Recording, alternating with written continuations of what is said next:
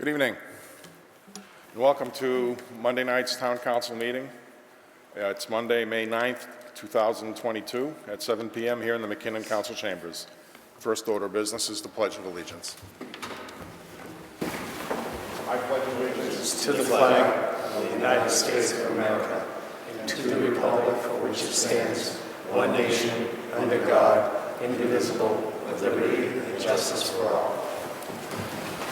Item numbers 2, roll call. Councillor Adams. Present. Councillor Catrona. Absent. Councillor Daniel. Present. Councillor Dow. Present. Councillor Jovan. Present. Councillor Lazo. Present. Councillor Marchetti. Present. Councillor Ryan. Present. And Councillor Steves. Present. Item number 3, consider and accept the Town Council meeting minutes of Monday, April 25th, 2022. So moved. Second.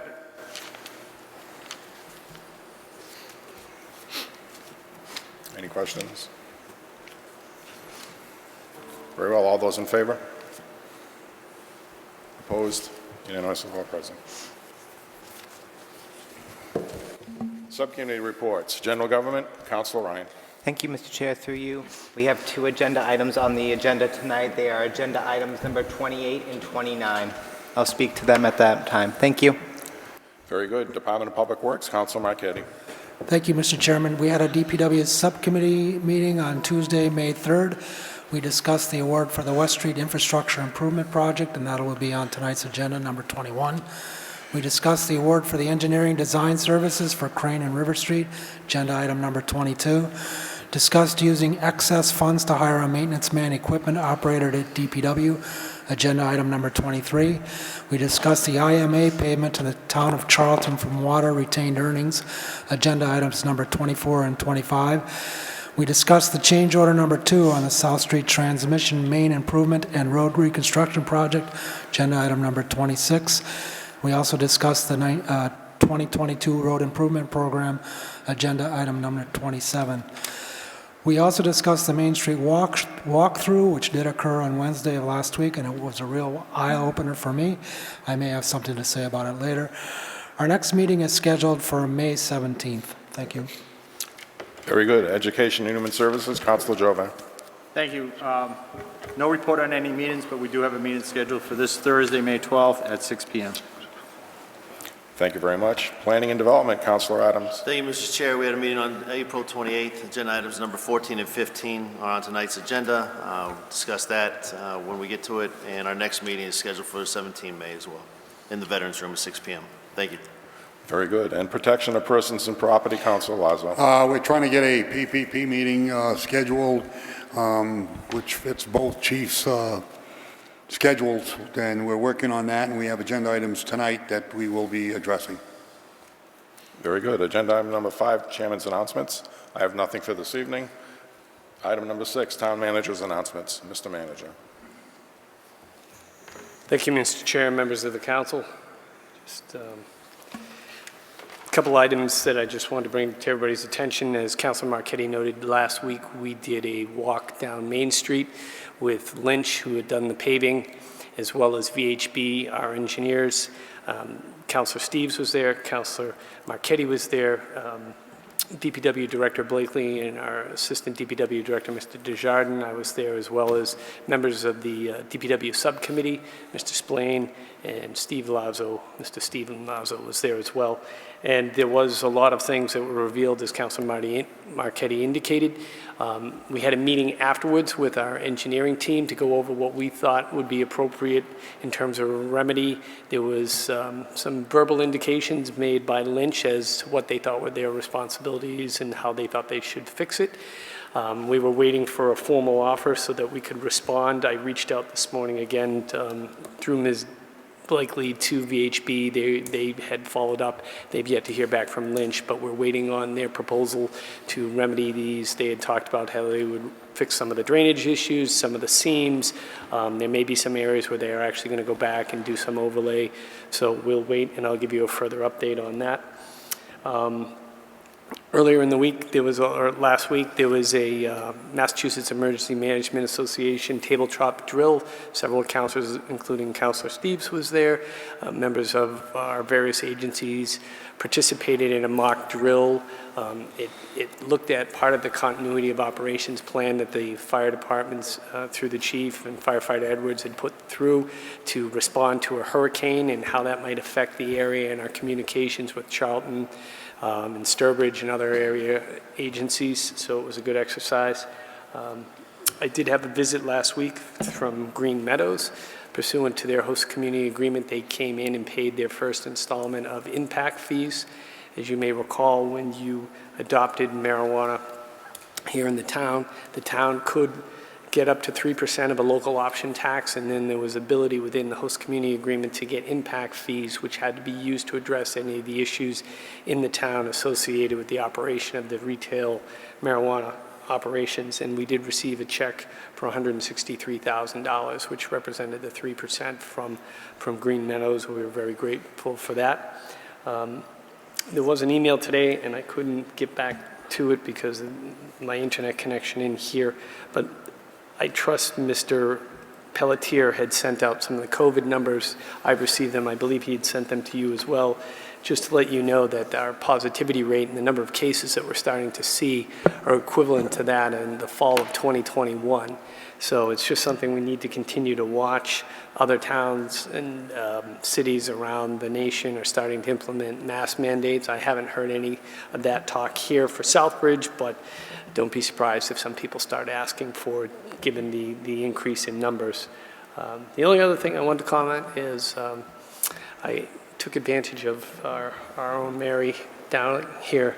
I went to see her play up in Lowell last week. It was called On Our Terms. It was excellent. And I got to meet the playwright afterwards. So it was a great experience. So that's all I have, Mr. Chairman. Great. Thank you very much. Item number 7, presentation and update on the opera subcommittee activities. Councilor Adams. Thank you, Mr. Chair. Through you, I'll just keep this pretty quick. After we were charged with setting up after the chair came up with the ad hoc committee for ARPA, we've met 4 times, March 17th, March 24th, April 14th, and April 28th. Our next meeting is scheduled for May 19th as well, 4 p.m. here in the upstairs in the dais. One thing that we've taken a look at, we sent off to the counselors, to residents, and others, department heads, to say, what are some of your needs? What are some of your wants? Why do you need them? And so we built an Excel spreadsheet with an entire list of the 5 W's and why we need them. So we came up with that. As we spoke more and more, one of the areas that the MMA recommends when we're spending this ARPA, and I thank the town manager for pointing this out yet again to me, one of the paragraphs states, for the purpose of the ARPA funds, local leaders need to understand the needs of the residents and the businesses. Underserved population in neighborhoods may have to have the greatest recovery needs for these ARPA funds. And so for that reason, I know Councilor Steves had brought this up. The ad hoc includes Councilor Steves, town manager, myself. Councilor Steves had brought up during one of the meetings to take a look at, instead of trying to spend the $5 million in one sum, we would piecemeal it as the needs are requested and as we think that they need to bring up to the town council. And we do have some time to make sure it happens. And so that's what we've done so far. Some of the numbers that we've seen is we received a little over $5 million in ARPA funds.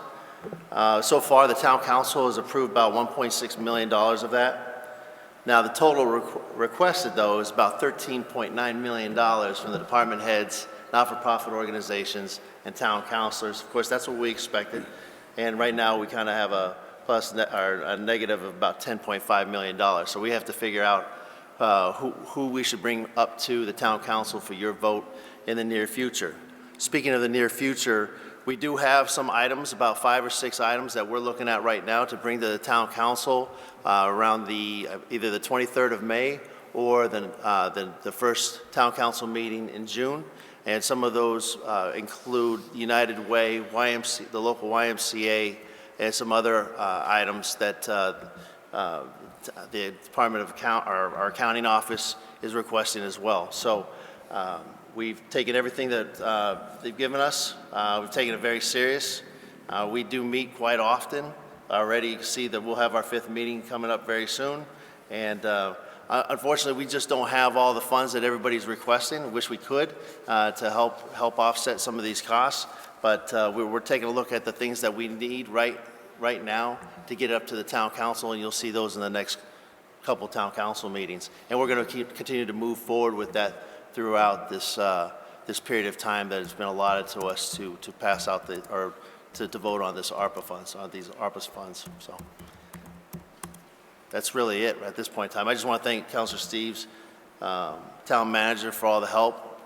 Councilor Marchetti is at all the meetings, and he's reached out personally to a lot of not-for-profit organizations, and they came in last week and gave us great briefs on why they believe that they need some of these funds. Very good. So I've got. Okay. Very good. Thank you. Agenda item number 8, citizens forum. Are there any citizens that would like to address the council on an item not on tonight's agenda?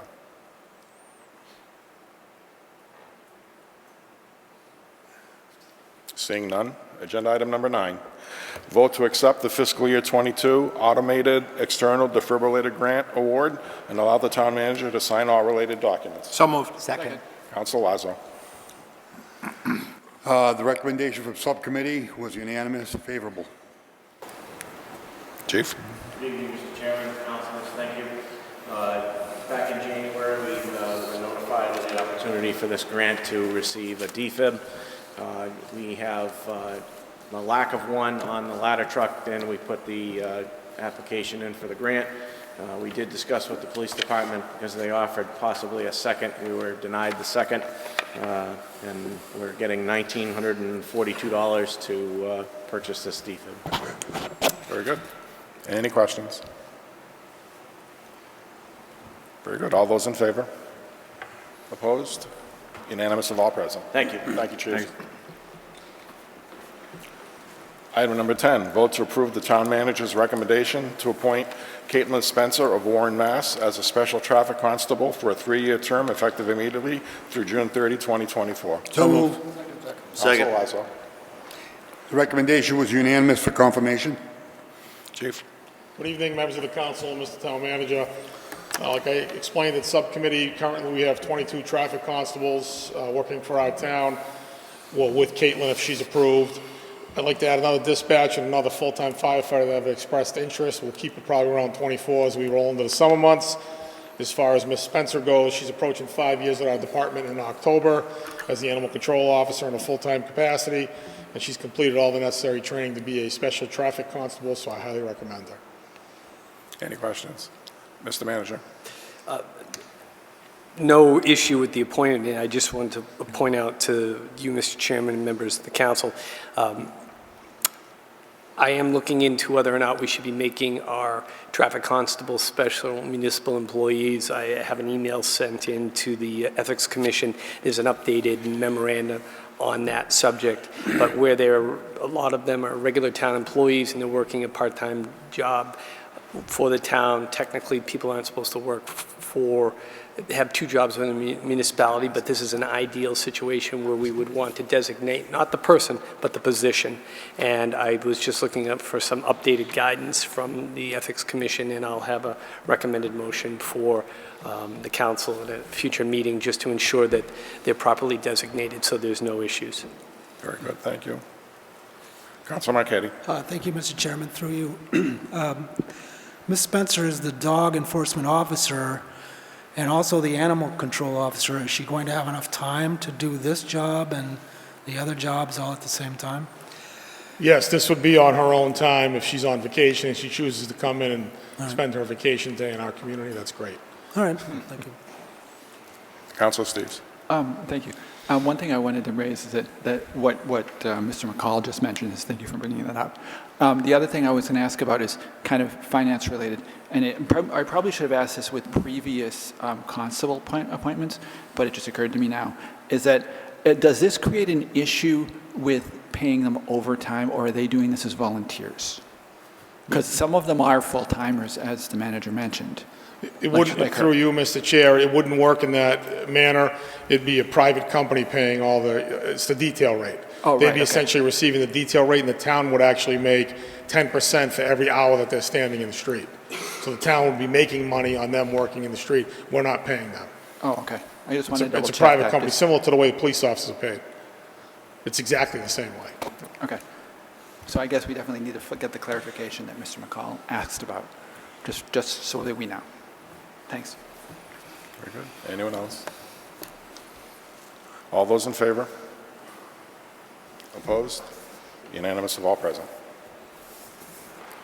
Item number 11, vote to approve the police department transfer request for $10,000 from account number 001-210-511-000, salary, to account 001-210-548-000, motor vehicle parts and accessories, to cover any other unexpected expenses for the remainder of the fiscal year, and allow the town manager to sign all related documents. So moved. Second. Counsel Lazo. The recommendation is favorable, unanimous. Chief? Through you, Mr. Chair, as I explained in subcommittee, there's a small balance in this account right now. Not that we need anything at this point. This money is essentially a transfer to cover the cost for any unexpected repairs from now through June 30th. Anything that's not spent on auto repairs by our in-house mechanic would be returned to the town, the general fund. Very good. All those in favor? Opposed? Unanimous of all present. Item number 12, vote to approve the police department transfer request for $7,500 from account number 001-210-511000, salary, to account number 001-210-524100, repair and maintenance of motor vehicles, to cover any other unexpected expenses for the remainder of the fiscal year, and allow the town manager to sign all related documents. So moved. Counsel Lazo. The recommendation from subcommittee was a vote unanimous, approved. Chief? Through you, Mr. Chair, this is similar to the previous account that we discussed, but this is for vehicle repairs, work that's done in-house. The issue here is we had an unexpected expense with one of our vehicles where we had to have the whole engine removed, and I explained that in much greater detail at the subcommittee. This, again, will cover us hopefully through the end of June 30th for any unexpected expenses. So we just don't have to come back and do a transfer. Anything not used will be returned to the town, similar to the previous account. Very good. All those in favor? Opposed? Unanimous of all present. Item number 13, vote to approve police department transfer request for $25,500 from account number 001-210-511000, salary, to account number 001-210-585-500, office equipment, to cover the costs associated with the replacement upgrading of the computers at the police department, and allow the town manager to sign all related documents. So moved. Counsel Lazo. This was discussed at subcommittee and voted unanimous to pass. Chief? Through you, Mr. Chair, in February, we had a serious IT issue at the police station, which most of you are familiar with. It took several weeks to correct that issue. We're now working with a private IT vendor who made some recommendations on how to make our police department and fire department more secure. We had current operating systems in place of 2001, 2006, and 2009, operating systems for our desktop computers in the building. We were told that we should replace those as soon as possible, which is why I didn't want to wait to get to Capitol. This is an emergency situation where I want to try to solidify some of the IT infrastructure at our place, so we're not the subject of another ransomware attack. Essentially, this makes it not foolproof. Nothing's 100%. It'll make it a lot more difficult to hack into our police department with some other measures that we'll be taking, and I'll be bringing forward to the town manager in the near future. This money comes out of salary. The only reason why it's available is because we're budgeted right now for 38 full-time police officers. We have not had that number in quite some time. It's no one's fault. It's through civil service and the hiring process and academy availability and things like that. We've had some funding that's left over. So I would like to use that money to make our place a little bit more secure. Very good. Counsel Marquetti. Thank you, Mr. Chairman, through you. I did talk about this at the subcommittee level, and I explained to you that I thought this was a capital item, but I do understand the urgency for this. You were talking about the ransomware attack. And so, I'm not opposed to the need, but looking at some of the unused capital project fund balances that we received, I do notice that there is some leftover funds in there. For instance, Police Department capital, $5,600. Also, there's a technology upgrade from free cash of $20,000. So I'm just curious if those funds haven't been used yet, maybe we should start dipping into those funds rather than using other funds for those items. I understand the need, though. Just asking that we start looking at some of these unused capital funds. That's all. Thank you. Anyone else? Very well, all those in favor? Opposed? Unanimous of all present. Thank you. Thank you, Chief.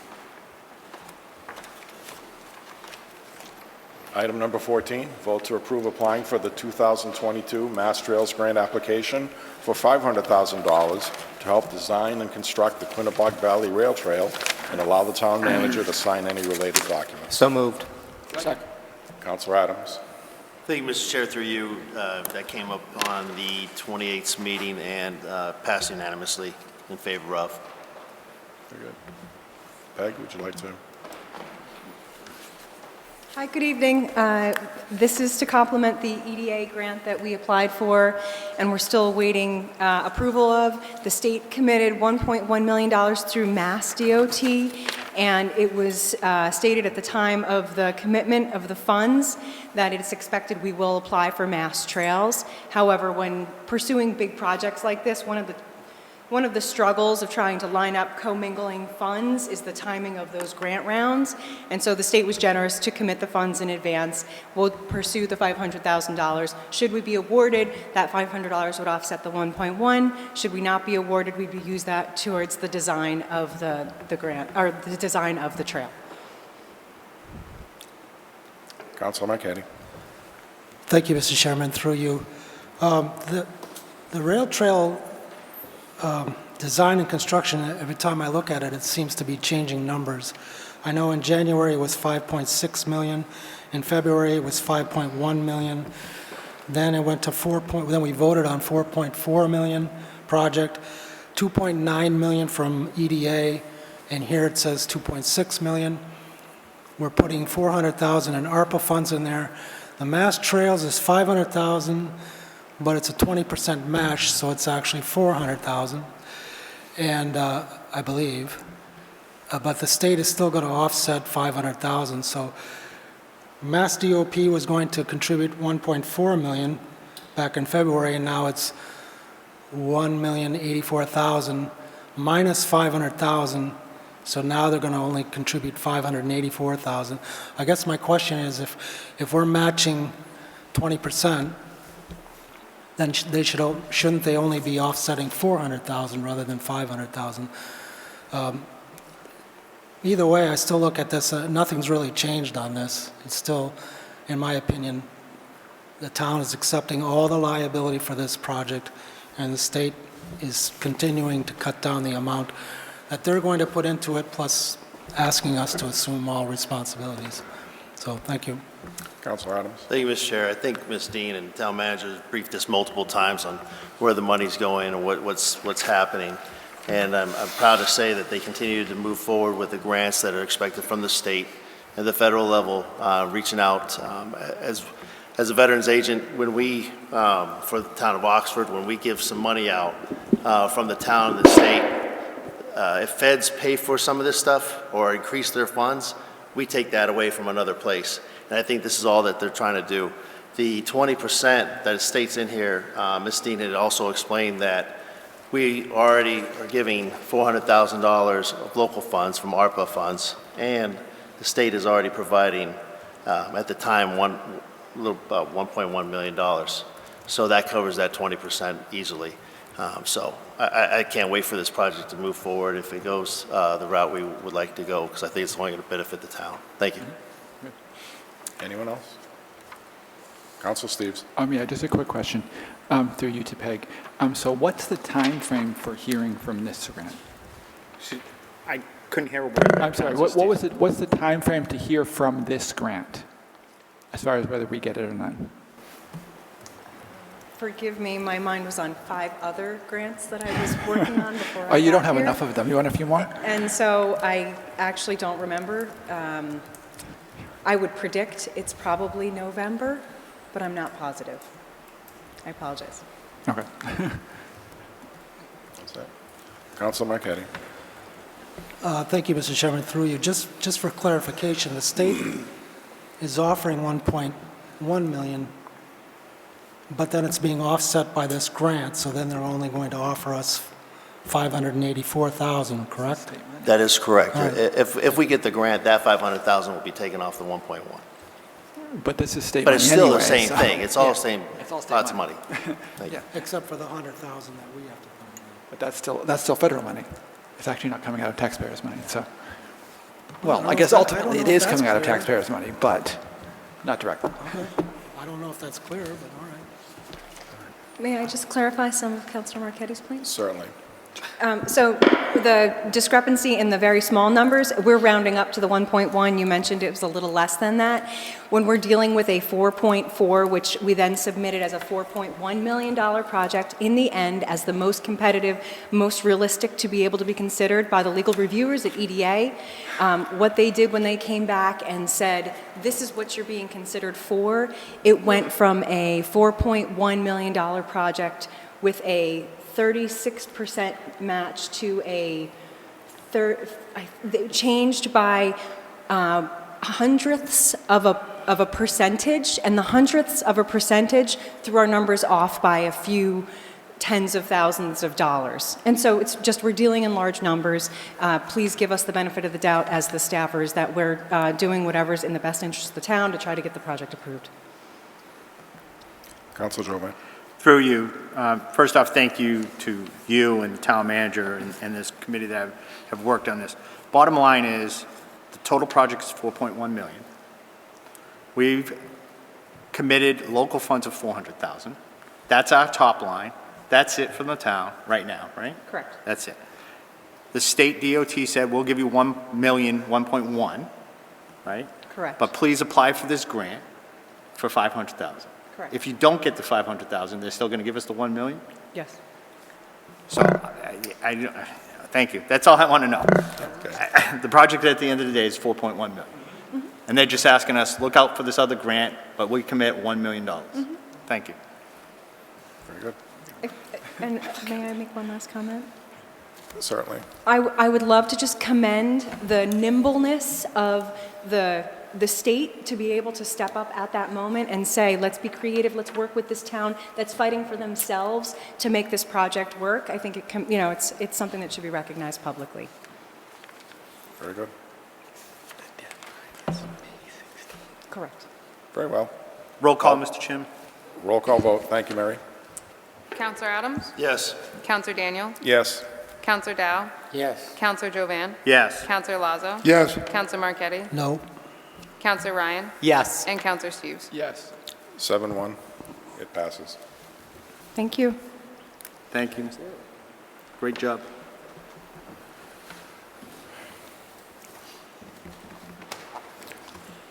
Item number 15 is an amendment to the Southbridge zoning map to change the following, and I'll read that. To change as follows. Changing 333 East Main Street through 505 East Main Street from manufacturing to general business. Letter B, changing 1, 6, and 28 Sandersdale Road and map 44, lot 17 from manufacturing to general business. Letter C, changing 23, 27, 31, and 35 Gulf Street from manufacturing to R2. Letter D, changing 39 Old Woodstock Road from manufacturing to R2. Letter E, changing 70, 78 Jennison Street from office research to R2. Letter F, changing map 44, lot 29, and 37 Kinsley Street from office research to R2. Letter G, changing 72 Doughty Street and map 44, lots 47, 55, and 56 Doughty Street from office research to manufacturing.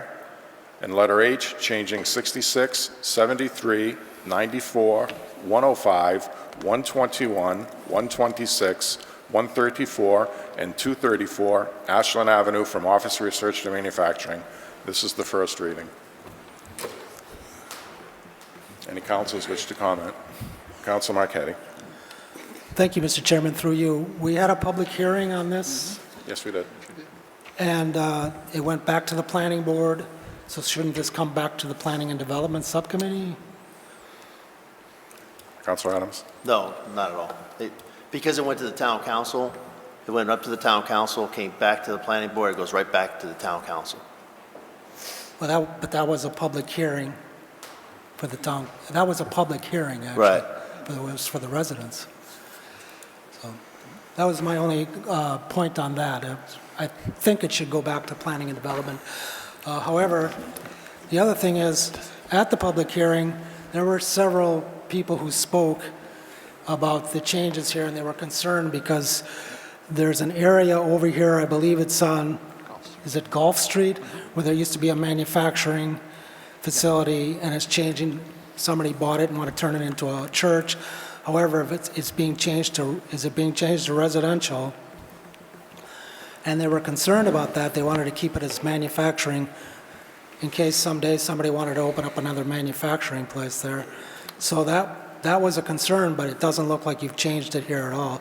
The only thing you've changed is there was a resident who was trying to open up a business on the other side of Old Woodstock Road, on the other side, I think that's also Gulf Street, and they said they were trying to start a business. So you changed that back into, did you change that into manufacturing? Yes. But the other one you didn't change at all. You didn't even change it, correct? If I may, through you, Mr. Chair. The planning board met April 20th and voted to make the changes. Actually, it's not to make changes, but to revert the proposal on 53 and 59 Gulf Street from the proposed R2 to have them remain in manufacturing. The planning board looked at 23 Gulf Street, which is the former manufacturing site, which is now an approved church, and they spent quite a bit of time reviewing that. Should it be changed? Should it not? End of the day, the votes were not there to either keep it manufacturing, and they actually voted to have it remain as proposed in R2. Several reasons for this were given, namely the neighborhood, the lack of parking, the lack of site amenities there that make it actually a pretty decent church. However, they did not feel that it would be beneficial for the neighborhood to leave that as a manufacturing facility or in the manufacturing zone. All right, thank you. Very good. Councilor Steves. Thank you, Mr. Chairman. Through you to Eric. I'm looking at the map. I see the two variants of the map we have in our packet. One says proposed zone changes from before the public hearing, and one is apparently from after the public hearing, after the plan, the one that the planning board formally voted on, I guess, the 4-6 meeting. Mr. Chairman, excuse me, I'm sorry, Councilor Steves, but we can't hear you. Sorry. I was referring to the fact that we've got the packet includes a couple of maps, and that the second one looks like it's the post-public hearing map, if I'm reading it properly. And what I'm trying to understand here is that it looks like either of them, they both still have all of Gulf Street being green, which is a residential district. But you just said that we were talking about some of it becoming. You said that the planning board did vote to give put some of it back into industrial, but the map doesn't show that. Can you clarify which parcels you're referring to? And to me, I would think it would make some sense, given the issues that we had with what you were talking about, the church there, which personally doesn't matter because that can be in any district, and the people who wanted to start a business down there. If I'm not mistaken, they're all on the north side of Gulf Street, correct? That is correct. They are on the north side of Gulf Street. The two parcels in question, 53 and 59 Gulf Street, If you look on your map, they are on the east side of North Woodstock Road. Okay. So those were reverted back to manufacturing. The map doesn't show that. Our map doesn't show that. You should have this map here, and it should show that. We have The two map maps. dated 4/20/22 does show that change. Okay, the last one I have is 4622. I don't have that one. Does anyone else have it? Yeah, on the back. In our packet, it doesn't. On the back of this page. It was The submitted in your electronic packet. version has two of Or them. should have been. Yeah. One's the old one, and one's the 4661. Oh, okay, actually, I see it, okay. I see it. Okay, I see what you mean. So I personally would have no problem with changing the north side of, let me clarify, okay. So both of these parcels, including the church, are on the east side of North Woodstock Road? No, or- I'm sorry. No, the 53 and 59 are on the east side. Okay, 23 is That's on the the west church. side okay. of Gulf Street. So let me, if you can bear with me a second, I will change colors here. Right, okay. I see what you mean. Find a good one, I guess. We'll go pink. This parcel here is 23 Gulf Street, which is probably very hard to see. I can't see anything. Let's do do next thick line. This is 23 Gulf Street here. Okay, okay. And these two parcels here in blue, circled in blue, are 53 and 59 Gulf Street. Okay.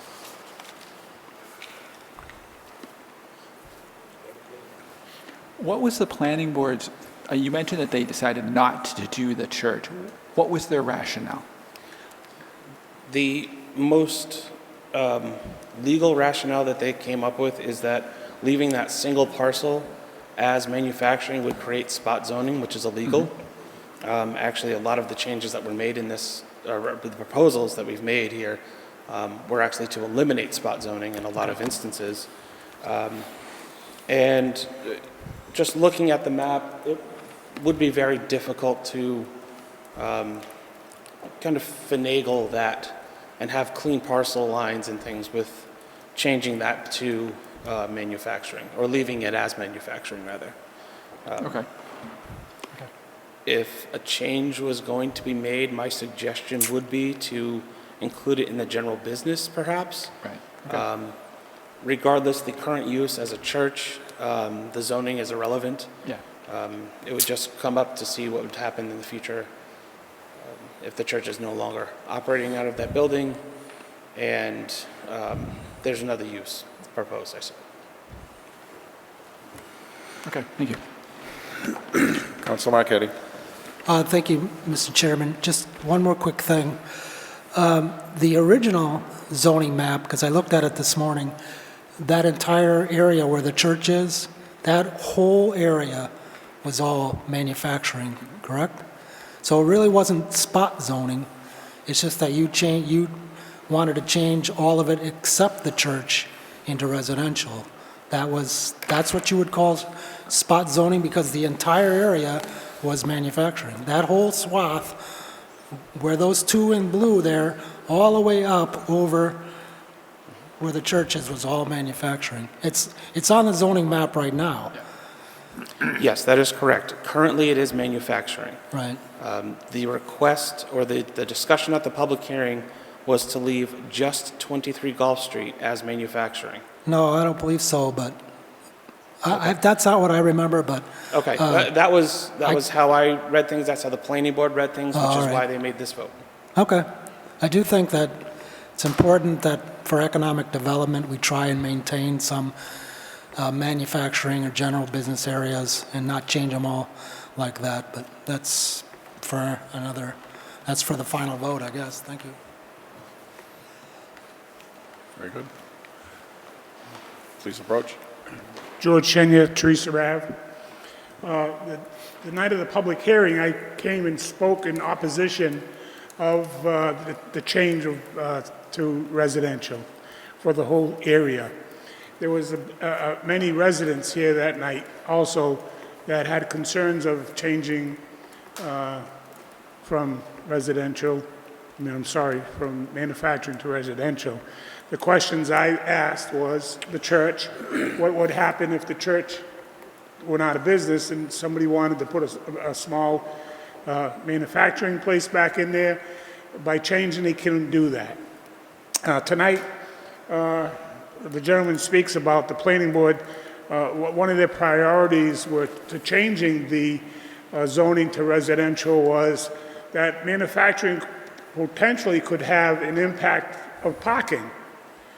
With church, I've seen hundreds of people go to church, and I know we can't prevent them from building, but potentially parking should be an issue even for the church. Again, I'm concerned with the fact that the residents in the neighborhood are not the ones complaining about it being general business or being manufacturing. The biggest concern the residents in the neighborhood had was the lack of being informed on the changes. The planning board just went ahead and did it, and they read about it in the newspaper at the public hearing. And I understand the public hearing is a place to vent and bring the issues to council and to the planning board. They did that night. I believe what they've done now is created spot zoning by leaving one the way it is and changing the other one to residential. I ask at least the council refer this back to either a planning board issue again, or bring it to the appropriate subcommittee for the council to look at it. We are striving to bring business into this community, and taking manufacturing, general business, research, and bringing it into residential neighborhoods is eliminating the possibility of a small company coming into a small lot. So I ask that you either don't approve these zoning changes, or at least refer it back to the appropriate subcommittee and council and have a good, healthy discussion before it happens. Thank you. Very good. Councilor Lazo. I'm not sure I'm in favor of bringing it back to subcommittee for one reason. Let's shoot a salute on this as a council. The planning board has exercised their beliefs or philosophies. The planning development has implemented their opinion and recommendations, and now it's a council issue. I too don't favor I have a problem with the manufacturing of the old Stanco building, losing that zoning, because I grew up in that neighborhood, and Stanco was a manufacturing company with a big parking area in the back and shipping docks all in the back, and we never really had a big impact in the neighborhood. So as a person that used to live in that area, we had a lumber yard right in the same area on the opposite side when they had Medora Lumber. They went out of business and they never changed the zoning on it. But the thing is, the more you get rid of manufacturing and the more you go into housing and residential, the less you get on the industrial side, which has been a problem here. I know that I was talking with one of the department heads that came down to one of my areas where I rent, and they were looking for space for a particular business to come into Southbridge, and it seems to me that most of the space that would fit some of these businesses is in the AO, because there isn't a lot outside of the AO that qualifies. Mm-hmm. And the more that we restrict, the more that it's going to push. And we're going to end up, I understand everybody says commercial drive, but I personally think that that road is manufactured on, it was created on one of the worst terrains that I've seen. So you don't end up with a lot of developable property for some of the industry that wants to come in. So if you really are pro-business and you really do want it, we have to start thinking about, we're making a lot of the AO, instead of manufacturing and industrial, we're making it residential. We're going to make it apartments. Mm-hmm. Apartments impact services. Where in some cases, depending on what the business is and what the industry is, there is less, you create jobs, there's less impact. So at this point here, I've looked this over, and as it sits, if it comes forward, I will be voting no. Thank you, Mr. Chairman. Very good. Councilor Dow. Thank you, Mr. Chair, through you.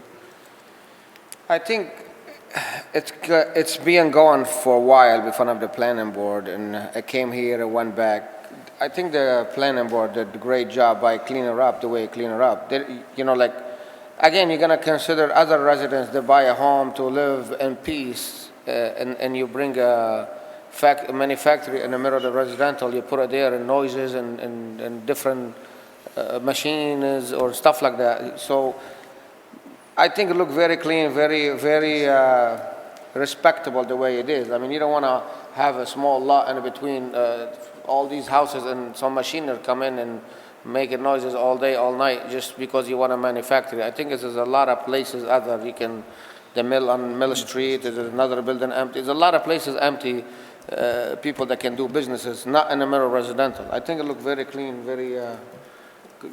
I think the planning board did a good job. Thank you. Council Steves. Just a quick observation here. What if we were to take the section, leave most of it to be the green section mostly as residential, but if we took the section, all of the area north of Gulf Street and west of Woodstock Road, and turned that into general business?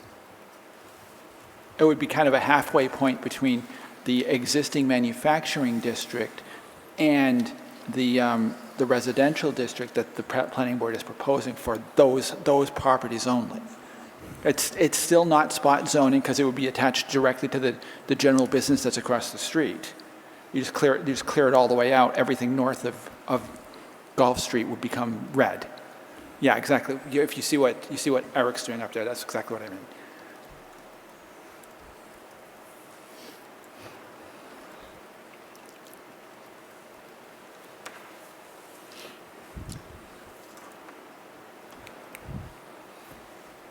Council Lazo.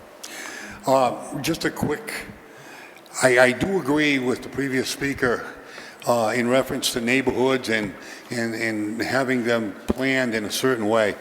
I think what you can't get away from is that neighborhood has been battle tested for manufacturing. The facility that's built there is built for manufacturing. The offices are on the street side with off-street parking. The manufacturing is on the backside with all the docks and loading away from the neighborhood.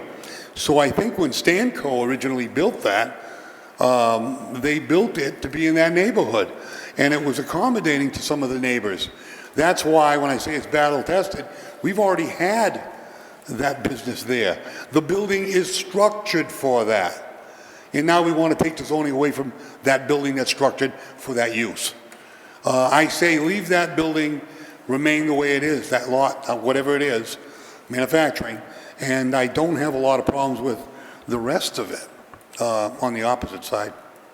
But to say we're doing something, this is already, we've already lived with this, and it hasn't been a problem, and there aren't complaints from the neighborhood. So I don't understand where it holds water as far as get it out of the neighborhood. We'll tear the building down because it is got loading docks. It is a manufacturing building. Thank you. Mr. Chairman. Council Marquetti. Could I just have a clarification from Eric about the difference between manufacturing and general business? Sorry, through you again. The general business zone is, for lack of a better term, it's essentially a catch-all. There is very little that is allowed in manufacturing that is not allowed in general business. General business does have additional uses that are allowed, such as restaurants, some residential uses, senior housing, things like that. Manufacturing uses are allowed, with the exception of adult uses and mines, for lack of a better term, raw processing of raw materials, which is typically excavated from the ground. So a gravel bank would not be allowed. A strip mine would not be allowed, that kind of a thing. An oil field, if we found oil here in town, would not be allowed. If I may take just a second to point out that what the planning board had proposed to change from manufacturing to residential on the west side of Gulf Street accounts for approximately 2 acres of land. The town has somewhere between 13,000 and 15,000 acres of land in total. So we're talking about 2 acres. It's, end of the day, the decision is yours, and the planning board will abide by that.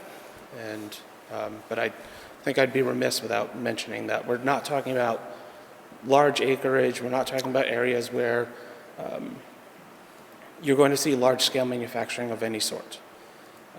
And of course, should the church fail and someone want to go in there and do some sort of business use, we do have this process. Zoning is living and breathing documents and documentation. Yes, it takes quite a bit of time, and we've been working on this zone change for almost a year.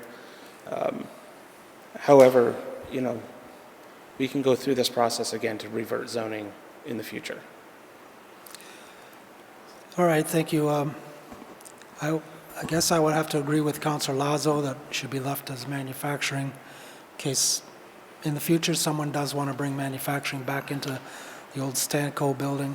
I don't know if we're allowed to make changes tonight or if you want to wait for the third reading or how you want to do this. I'll leave it up to the chairman. Thank you. Thank you. Councilor Jovan. Thank you. Through you, this is the first reading, so I think we got a lot of information and feedback back from the planning board changes, and I know I have to do a lot more homework before I vote. To the previous speakers, Councilor Lazo, it's my understanding through some information I received that Stanco building was originally built in 1956 by Burma Tool and Die. Burma built that in 1956. So you're talking 60-plus years of manufacturing in that neighborhood. So for me, first reading, I want to digest what's here, come back the next reading, if we have some changes maybe at that, some suggestions that, yes, we ultimately decide what we put at the final vote, but for me, I think this is a good first information. Unfortunately, I wasn't able to make the public hearing due to other commitment, but there's a lot to consider and talk to some colleagues to make sure I fully understand it. So for a first reading, I think we take this information and come back the next reading if there's any recommendations before we adopt it at the final reading. Thank you, Mr. Chairman. Councilor Lazo. Just a quick question. It slips my mind. What address is the manufacturing building? What address on Gulf Street? It's 23 Gulf Street. Mr. Chairman, I too, I agree with the previous speaker. This is no longer a planning board issue. They've put it forward, and the planning development have done their job. Our town planner has done his job. Everybody's done their job.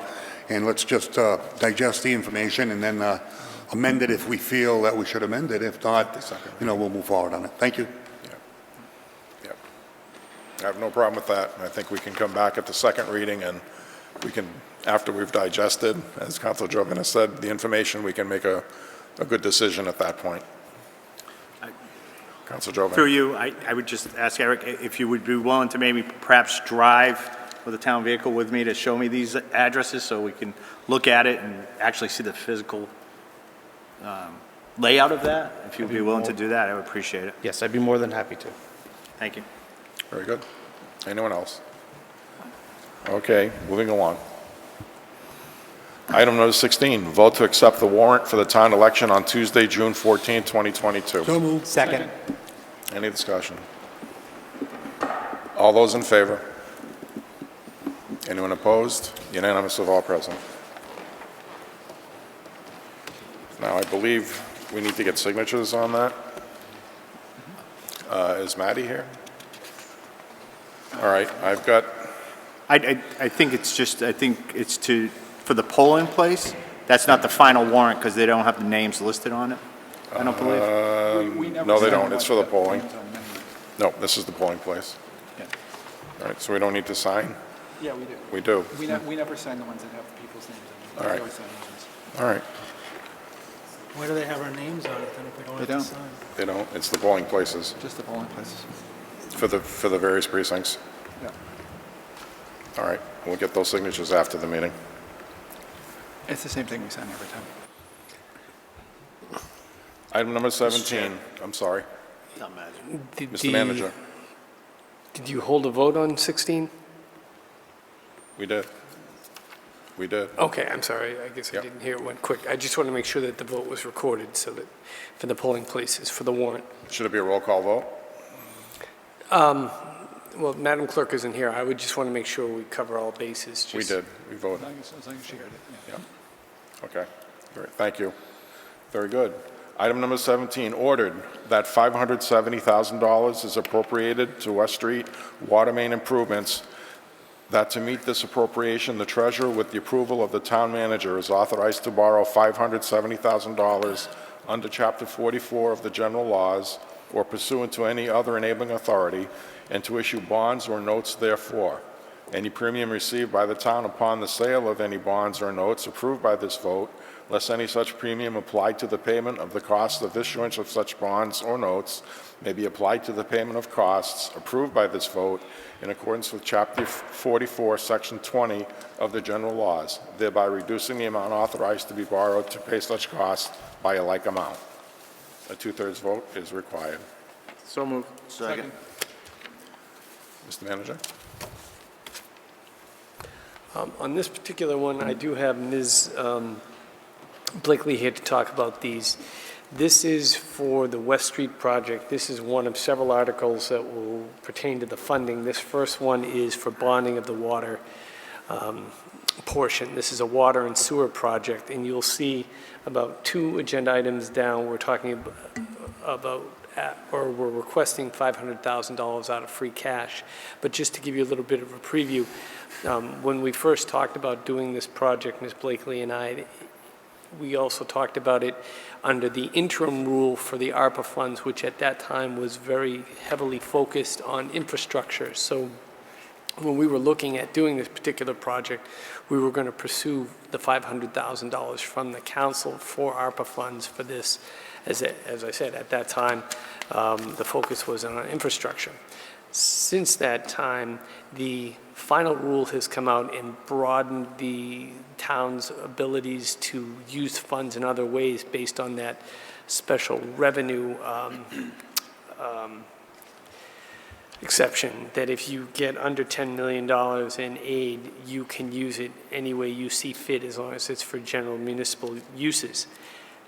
We have since created the ad hoc committee, which is looking at how to use the balance of our ARPA funds. So when we get to that, we are not asking for ARPA funds this evening, rather for free cash as part of this overall funding, so that a determination can be made how best to use ARPA. If they choose to use it for the West Street project later on, that's fine, but we didn't want to tie it all up. So there'll be 2 portions for bonding. There'll be some money out of CDBG, Chapter 90, and I think that's all of it. Is that correct, Ms. Blakely? Did I So forget?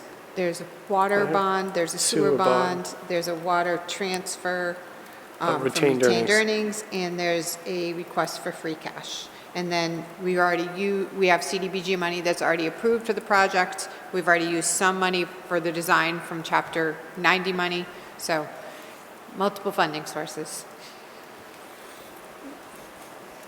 Councilor Marquetti. Thank you, Mr. Chairman. Through you, we did have a DPW subcommittee meeting last week. Yes.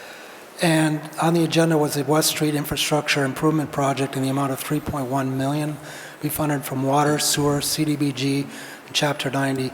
And that's on tonight's agenda, number 21. These next 4 agenda items were not on the DPW subcommittee. I would appreciate it if the councilors would refer them back to DPW to be fully discussed and vetted, please. Thank you.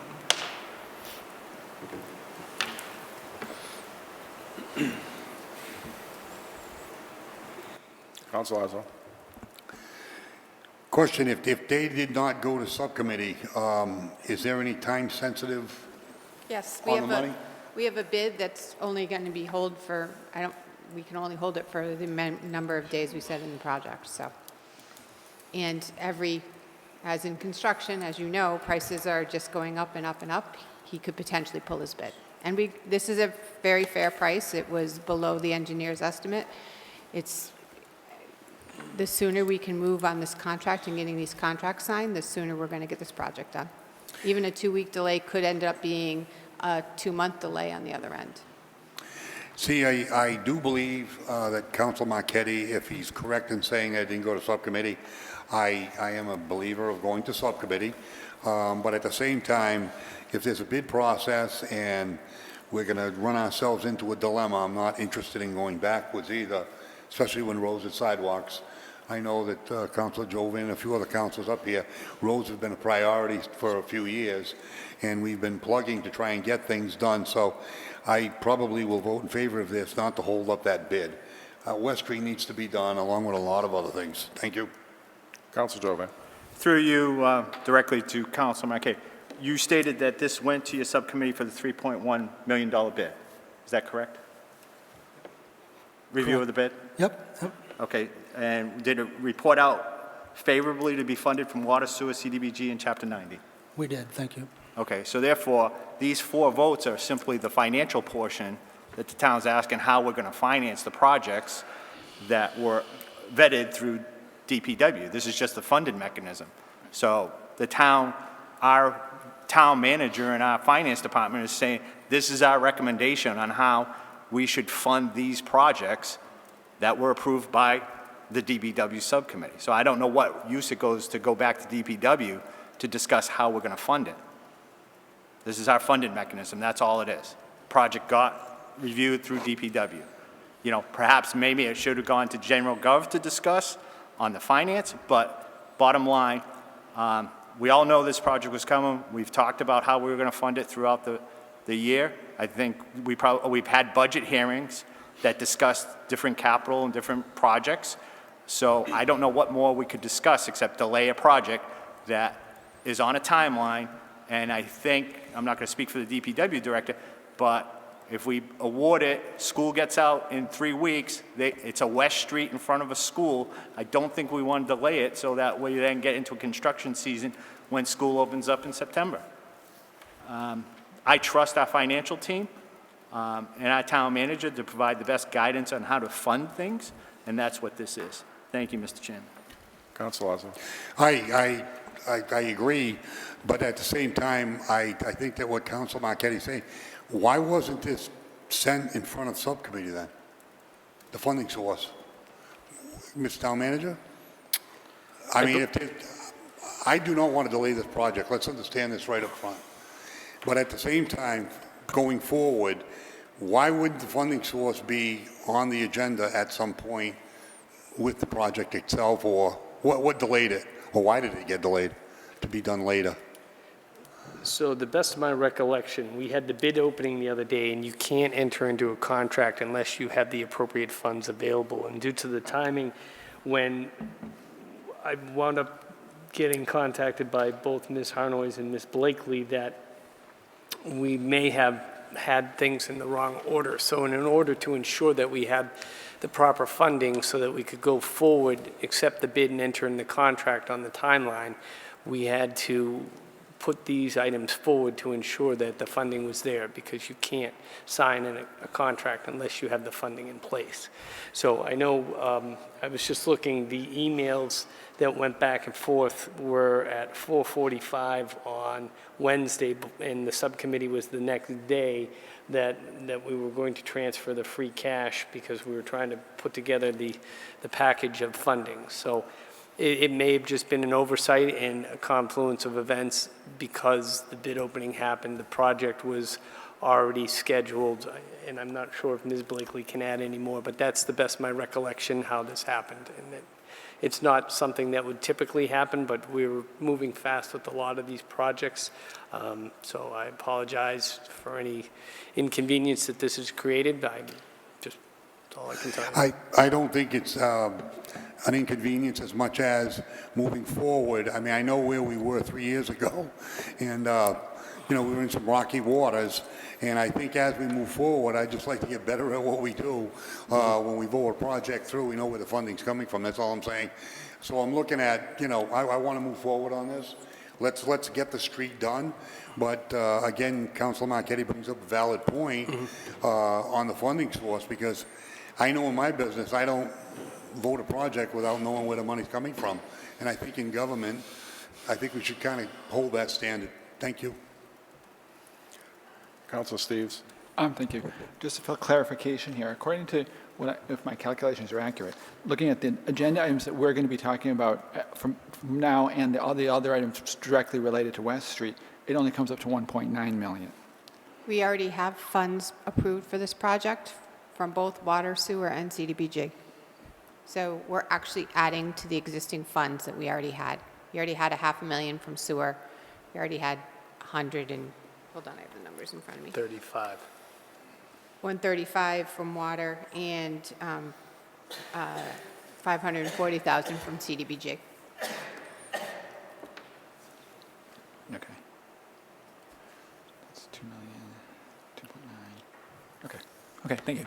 All set. Councilor Marquetti, then Councilor Adams. Thank you, Mr. Chairman, through you. On tonight's agenda, we have agenda item number 24 and 25. 24 is to pay Charlton for retained earnings. 25 is for the funding source. So it happens all the time. We vote on something and then we vote on the funding source. At the meeting that we voted on this, it was said funding was come from water, sewer, CDBG, and Chapter 90. Nothing was said about borrowing. Nothing was said about taking money from free cash. I have no problem. We can meet this week, DPW. I have no problem. In fact, I asked that we meet this week, and the town manager's office put the meeting off until next week. But I have absolutely no problem meeting this week with DPW to vote on this. I just think that I don't think we should just skip subcommittee meetings and send it right up to town council. We should always have subcommittee meetings so we can discuss things, fully vet it, and then bring it up.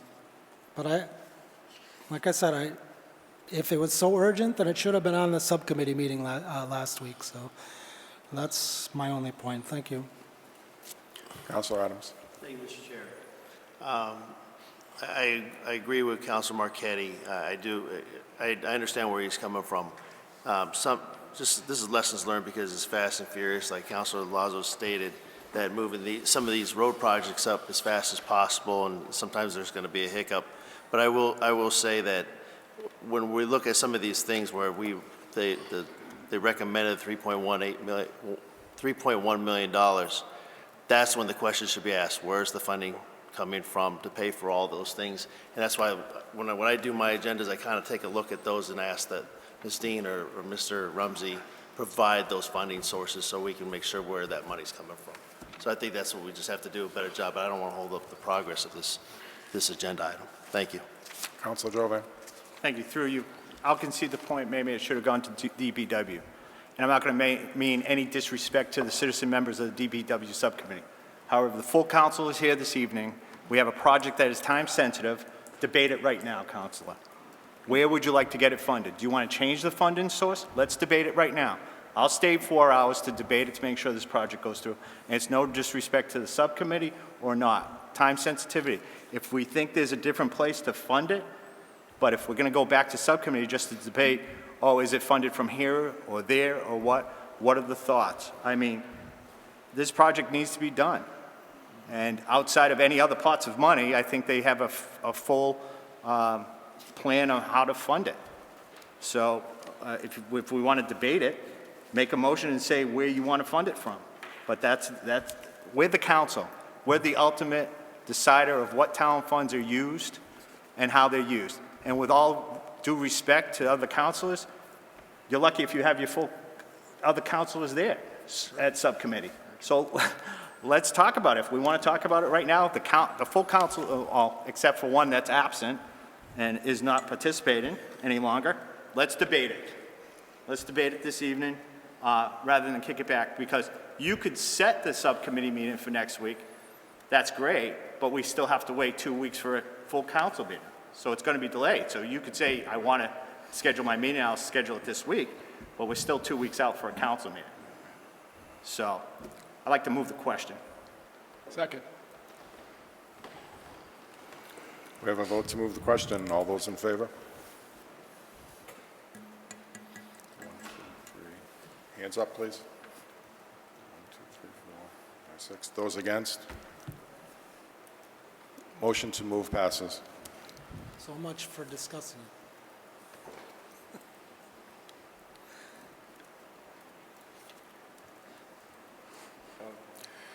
Question is on the table. All those in favor? Roll call. Roll call vote. It Mary. requires a roll call. I'm sorry. Right. You're right. My mistake. Counselor Daniel? Yes. Counselor Dow? Yes. Counselor Jovan? Yes. Counselor Lazo? Yes. Counselor Marquetti? No. Counselor Ryan? Yes. Counselor Steves? Yes. And Counselor Adams? Yes. Very good. Motion passes.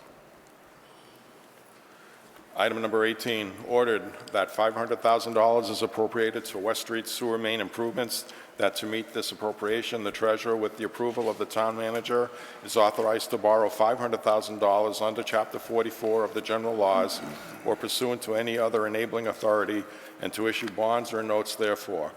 Any premium received by the town upon the sale of any bonds or notes approved by this vote, less any such premium applied to the payment of the cost of issuance of such bonds or notes may be applied to the payment of costs approved by this vote in accordance with Chapter 44, Section 20 of the general laws, thereby reducing the amount authorized to be borrowed to pay such costs by a like amount. 2/3 vote required. So moved. Second. Discussion. Counsel Marquetti. Thank you, Mr. Chairman, through you. So we already have, for this, we already have $500,000 in free cash, and we're going to borrow an additional $500,000. Is that, am I correct? Yes, this is a combined water and sewer project, so this is a separate item for bonding for the sewer improvements. And we're receiving CDBG and Chapter 90, and you've totaled it up and decided that that we weren't going to have enough in CDBG, Chapter 90, sewer money, $500,000, to fund this project, so you need an additional $500,000? That's what you're claiming? All right. Through you, Mr. Chairman, to Councilor Marquetti, as Ms. Blakey started to explain.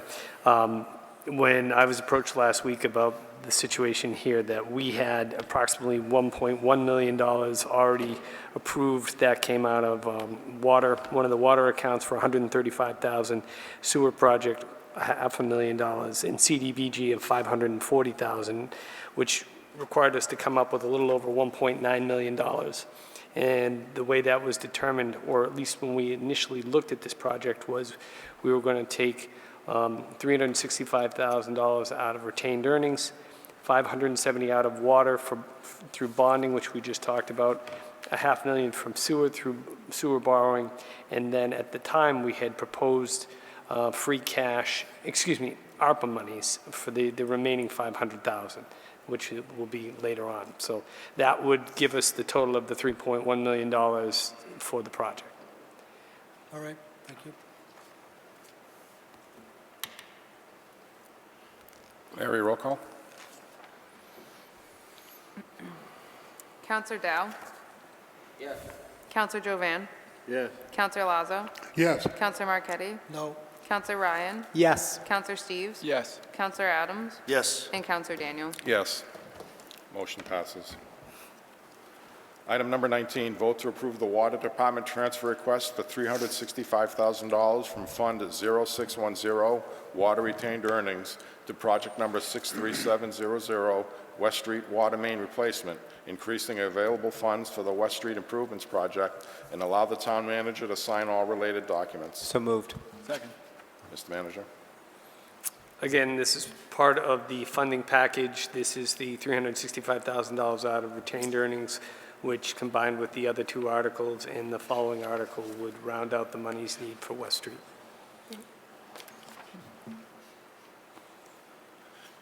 Very good. Does this require roll call?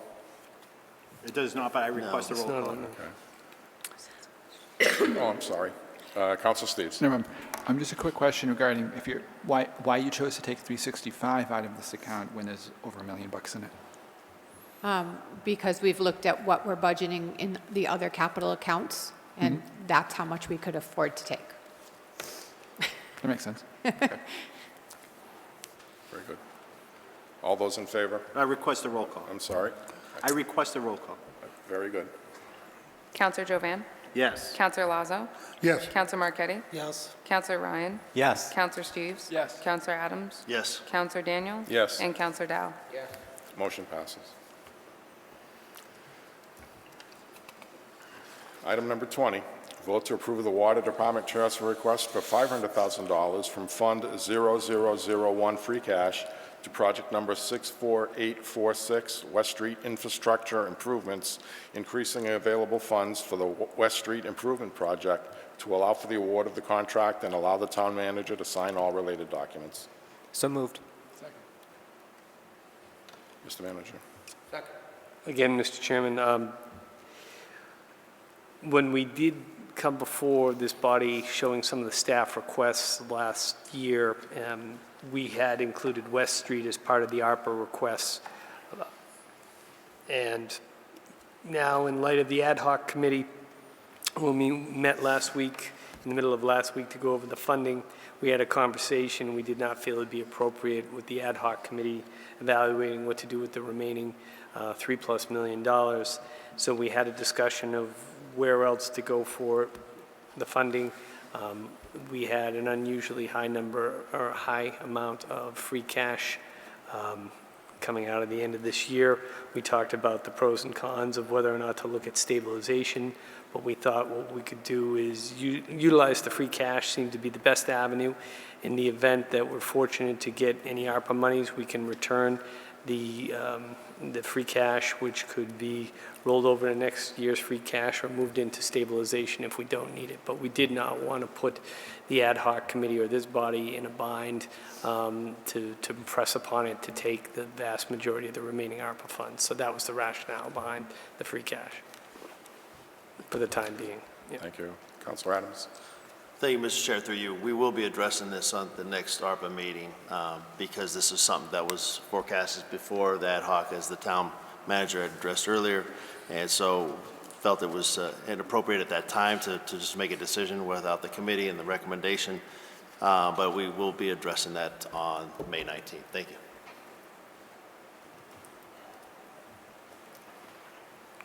Very good. Roll call. Counselor Lazo? Yes. Counselor Marquetti? No. Counselor Ryan? Yes. Counselor Steves? Yes. Counselor Adams? Yes. Counselor Daniel? Yes. Counselor Dow? Yes. And Counselor Jovan? Yes. Motion passes.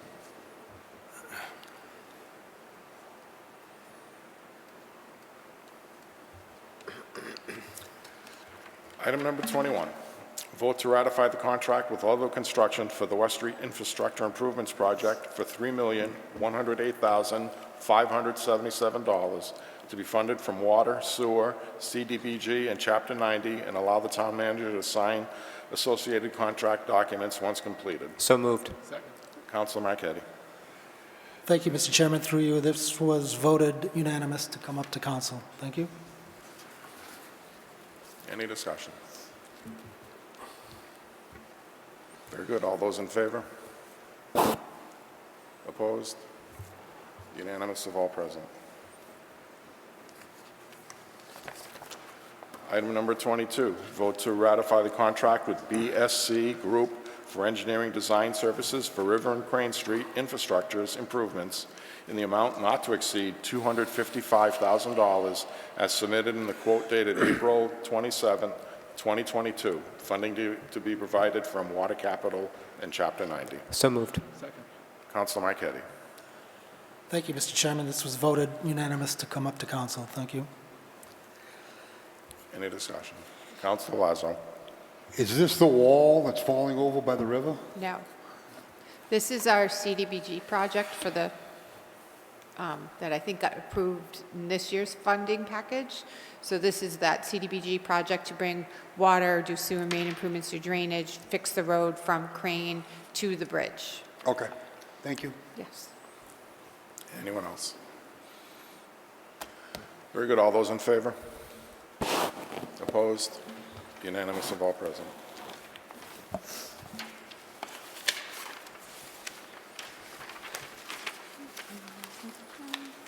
Item number 23, vote to approve using excess funds in the DPW salary and wage account 01499-511000 to hire for the new position of maintenance man, equipment operator included in the fiscal year 23 budget, contingent of funding of the position. The cost to fund the new employee from May 24th to the end of June would be $5,731.20 for 6 weeks, based on the current union contract. So moved. Councilor Marquetti. Thank you, Mr. Chairman. This was voted 3-1 to send it up to council for discussion. Thank you. Any discussion? Councilor Marquetti. I voted against this one mainly because I feel that anytime that we hire somebody in DPW should come before the town council.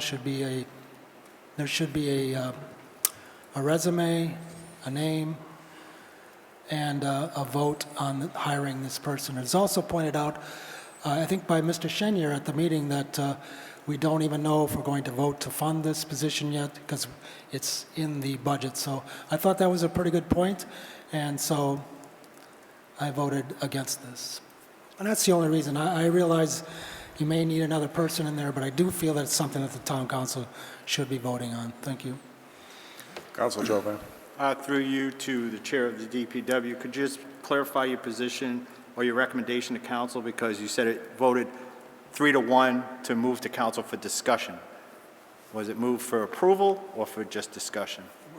Well, all meetings of subcommittee, whether you vote against or in favor, they come up for the town council for discussion and vote. I voted against it. 3 members of the committee voted in favor of it. So I guess you are correct. It was voted to approve to come up for council. Yeah, I just wanted clarification. Thank you. Mr. Manager. Just for clarification, Mr. Chairman, after the discussion that occurred after Mr. Chenier brought up the point, I think you'll note in the motion or the agenda item as listed was the cost to fund the employee from the 24th through the end of the fiscal year.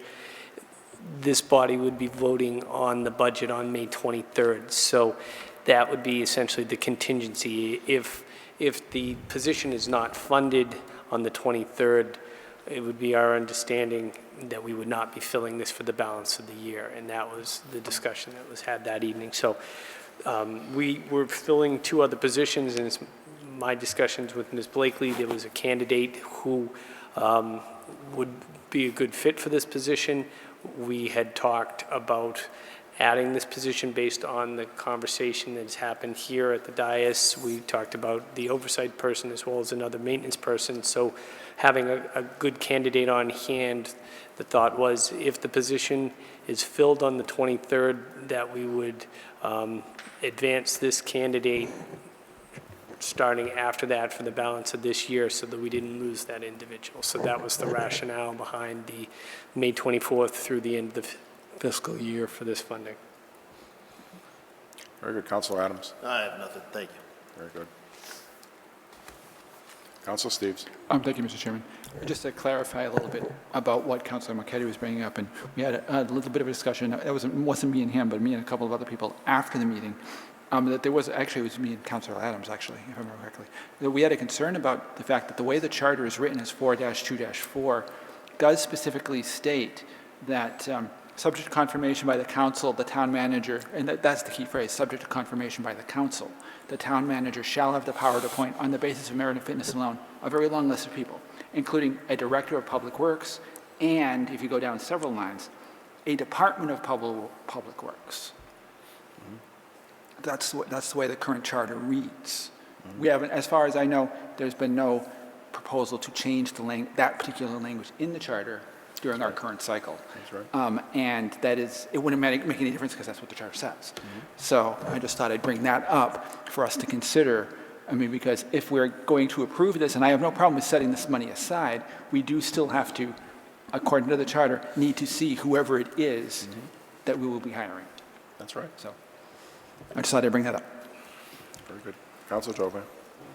Through you, certainly to the point of the previous speaker, I brought that up to the former town manager about that language, and it was said that, and I guess we would have to research and we would go back to past precedent, when the last time a DPW employee was brought before council for approval. Has never happened while I've been on the council. Right, so while the charter states that, we have a long history of precedents that and never came before council. So I don't know. I would recommend. I certainly understand that point because I have brought that language up previously. Right. But also I don't know how precedent stands in our body of how that has worked. So. It's an interesting concept, not to this specific position, but if we're going to start that, I think we really have to delve into past practice of what we've done to confirm those appointments in that specific department. And that, I do have a concern I don't have a concern on the position because I certainly understand the need of this. I just have the concern of saying that it's contingent on the full passage of the budget, because I don't want to sit here and say, tonight I'm going to pass this with the possibility that in 6 weeks we hire this individual and we don't fund the position, then we're on the hook for unemployment if we don't continue the position. So I certainly understand the need. I understand the thought process behind the fact that we have some monies in the DPW account. I think I would be more confident in doing this on May 23rd when we actually debate the budget. At that point, if that budget passes, therefore we're more confident that we have that position funded for the following year. That makes sense. So I understand, hey, we have a very good candidate, we don't want to lose them. Lots of towns are hiring them, but I feel more comfortable if we voted the budget. We know that at that point on May 23rd, we know that we have passed a budget. It is going to be funded for July 1. We have the monies to continue the position. So that's my thought process on that. Thank you. Very good. Council Lazo. I agree. I couldn't agree more with Councilor Jovan. It's almost like we're backing the position in. As far as appointing, without assessing any who did what, bottom line comes down to is managers changed, councils changed. I know that the charter has been amended, but council is supreme, and it should appoint all positions. And I know that when I sat on my first tour back in the 80s, I thought we appointed all those positions to DPW and police and fire. In the concept of appointing an employee, you appoint a police officer, but you wouldn't appoint a DPW worker. I don't know where that would be, why it would be that way. But that's something we can work on moving forward. As far as this position here, I do share the same concerns with Councilor Jovan. I mean, I understand you want to lose anybody, but we got to get out of the putting the fires out and, and approach these things and put them in place and then fund them at the same time. I mean, where is the funding source? When the budget passes? Well, if it doesn't pass, what happens? It's kind of a, I don't know, I'm calling it backwards, but I feel very uncomfortable the way this is going down. Thank you. Councilor Dow. Thank you, Mr. Chair, through you. I think Councilor Chief was Councilor Steves. first, yeah. Oh, thank you. I was just going to respond to actually what Councilor Lazo was saying and what Councilor Jovan was saying, is that at DPW, one of the things we were talking about is the idea is that even if we were to approve it tonight, this person wouldn't get an actual job offer until after we vote on May 23rd. That was what the discussion was. So effectively, it ends up being what Councilor Jovan and Councilor Lazo were saying. We could, so I guess technically, so it's a matter of, do we do it now and just wait? Or do we formally delay the vote until some agenda item on that night after the budget. Either way, it ends up being the same thing effectively.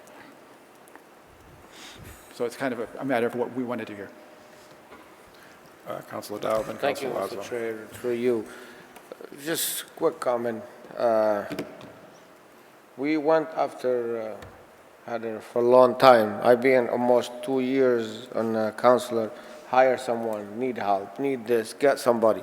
Now because she found somebody and working on it, where we was before, not looking at the law, the DPW, they can't hire somebody, whatever, they have to go through us. I agree with all the councilor, but we put a lot of pressure on her to hire somebody to help her because she's some project, she can't keep up, whatever. And now we delaying everything. I don't think that's reasonable and fair either. I understand we have a job to do. I understand the last decision is the councilor, but why we hire her? Where the trust? What's her job to do? Interview people to be hired to? I mean, we need to give her some chance. Thank you. Councilor Lazo. I understand what the previous speaker is saying, and I do agree with him, and I agree with most of the speakers tonight. But the thing is, the reason why the question on whether you hire and confirm is because the council somewhere down the line chose to do something like this agenda item. So in other words, we're going to set precedent now by backing in the appointment and pending what comes out later, which is not prior planning prevents performance. It's just not a good practice. I'm just going to say that and let the councilors decide. But once you start doing it this way, makes it right. That's what somebody will say later on, say, oh, let's just create this upon completion of the budgetary item when this maybe should have been in the budget in the first place. I think we know what the problems are with if we have a problem with manpower. The manpower problem didn't start yesterday, okay? If there's a manpower problem, I think these councils have been together long enough to see it a little earlier. Maybe we should take a little responsibility on, maybe we should have put this in earlier where it would have been in the budget and confirmed at that point. So again, process and procedure, let's see where it brings us. Thank you. Councilor Ryan. Thank you, Mr. Chair. Through you to the DPW Director. Will waiting until the budget vote on the 23rd cause this candidate to leave? I honestly don't know. I know that he hasn't resigned yet. I know he was planning to. That would be one reason I wouldn't bring his name forward until I know that his employer's been informed. But I'm sure he's watching what we're doing to make sure that he feels comfortable that we really want him here. I appreciate that we are stepping forward prior to the budget. And we discussed with him that we didn't want to give him the letter saying that we would hire him until after the budget passed. And we were very honest with that. And I wouldn't want to do that either. I feel like that would be telling him that he had a job that he doesn't. But as soon as that budget passed and we have the existing funds, I would like to be able to turn around and hire that person. So in my eyes, I guess either way, he's not getting a letter until the day after the budget passes. And if the budget doesn't pass, he understands he's not getting a letter. Either way. So thank you, because if the letter's going to be handed out the day after, I'm Has to fine be. with waiting, and I'm fine with backtracking if we do it at the budget meeting. But I also agree with the councilors up here that backtracking before that budget meeting vote would be inappropriate. So I'd be fine with delaying it until that meeting after we accept the budget. I have no problem with the position. I'm going to vote for the position in the budget. I'm going to vote for this going forward personally. But that is proper procedure. Councilor Lazo is right. Mr. Chairman? Councilor Steves, then. I just wanted to make a motion to postpone till, Second. but I'll defer to him because he. Okay, just a quick observation, actually, to respond to what Councilor Lazo was saying. Just to clarify, the position itself is in the budget. Yes. And this extra fund, what we are voting on, debating right now, is actually just the funding from now until the budget starts in July. That's all this is at the moment. Just so you know. Correct. The Just to additional clarify. position currently is in the budget that has Yes. been presented.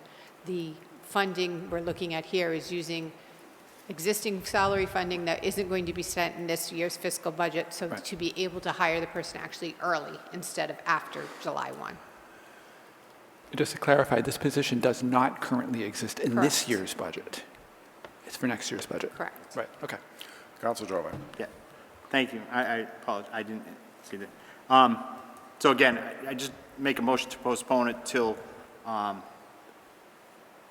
the next meeting, the 23rd, but the agenda item to take place after the adoption of the budget. Because as it is a new position, and I feel very comfortable if the budget, we've all debated the budget, so we know that it's in there. I just, process-wise, I think that's the cleaner way to do this. We have a motion and a second. Any discussion?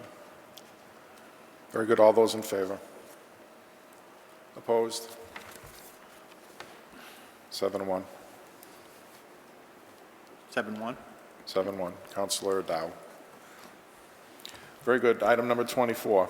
Vote to approve IMA payment to Town of Charlton for fiscal year 21 of $123,208.34 from water account 610-450.569300, Town of Charlton IMA payment as required by the Charlton IMA. So moved. Second. Councilor Marquetti. Thank you, Mr. Chairman. Through you, this was approved, forwarded to nothing to come up to council for approval. Thank you. Any discussion?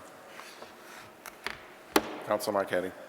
Just as an explanation for this, IMA, those are water retained earnings. That is a contract that we have with Charlton.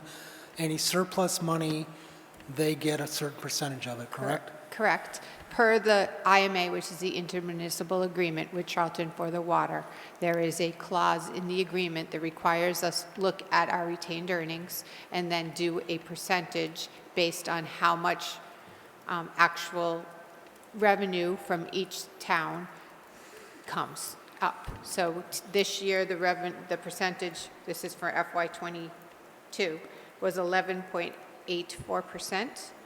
And based on the certified retained earnings for, this is for 21, I'm sorry.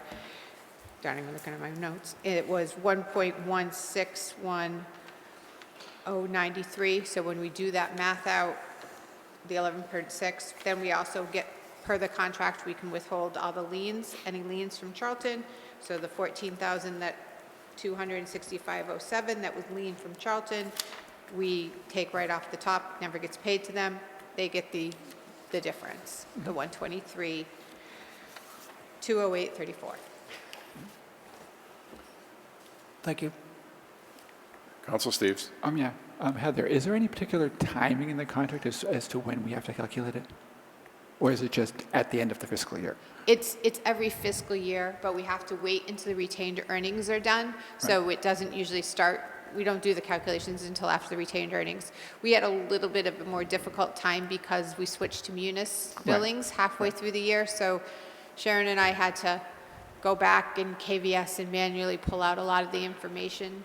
And so it took longer than we would have wanted, but Charlton understood too, because when I explained to what we had to do, they were like, oh, okay. So we manually had to go look at data. Okay, I'm just curious. Thanks. Very good. Anyone else? Very good. All those in favor? Opposed? Unanimous of all present.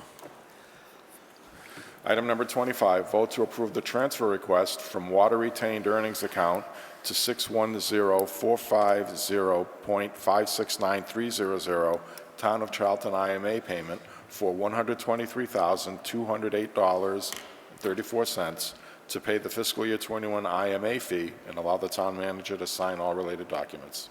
So moved. Second. Councilor Marquetti. Thank you, Mr. Chairman. This was approved 4-0 to come up to council for approval. Thank you. Discussion. This is the actual payment. Okay, all those in favor? Opposed? Unanimous, all present.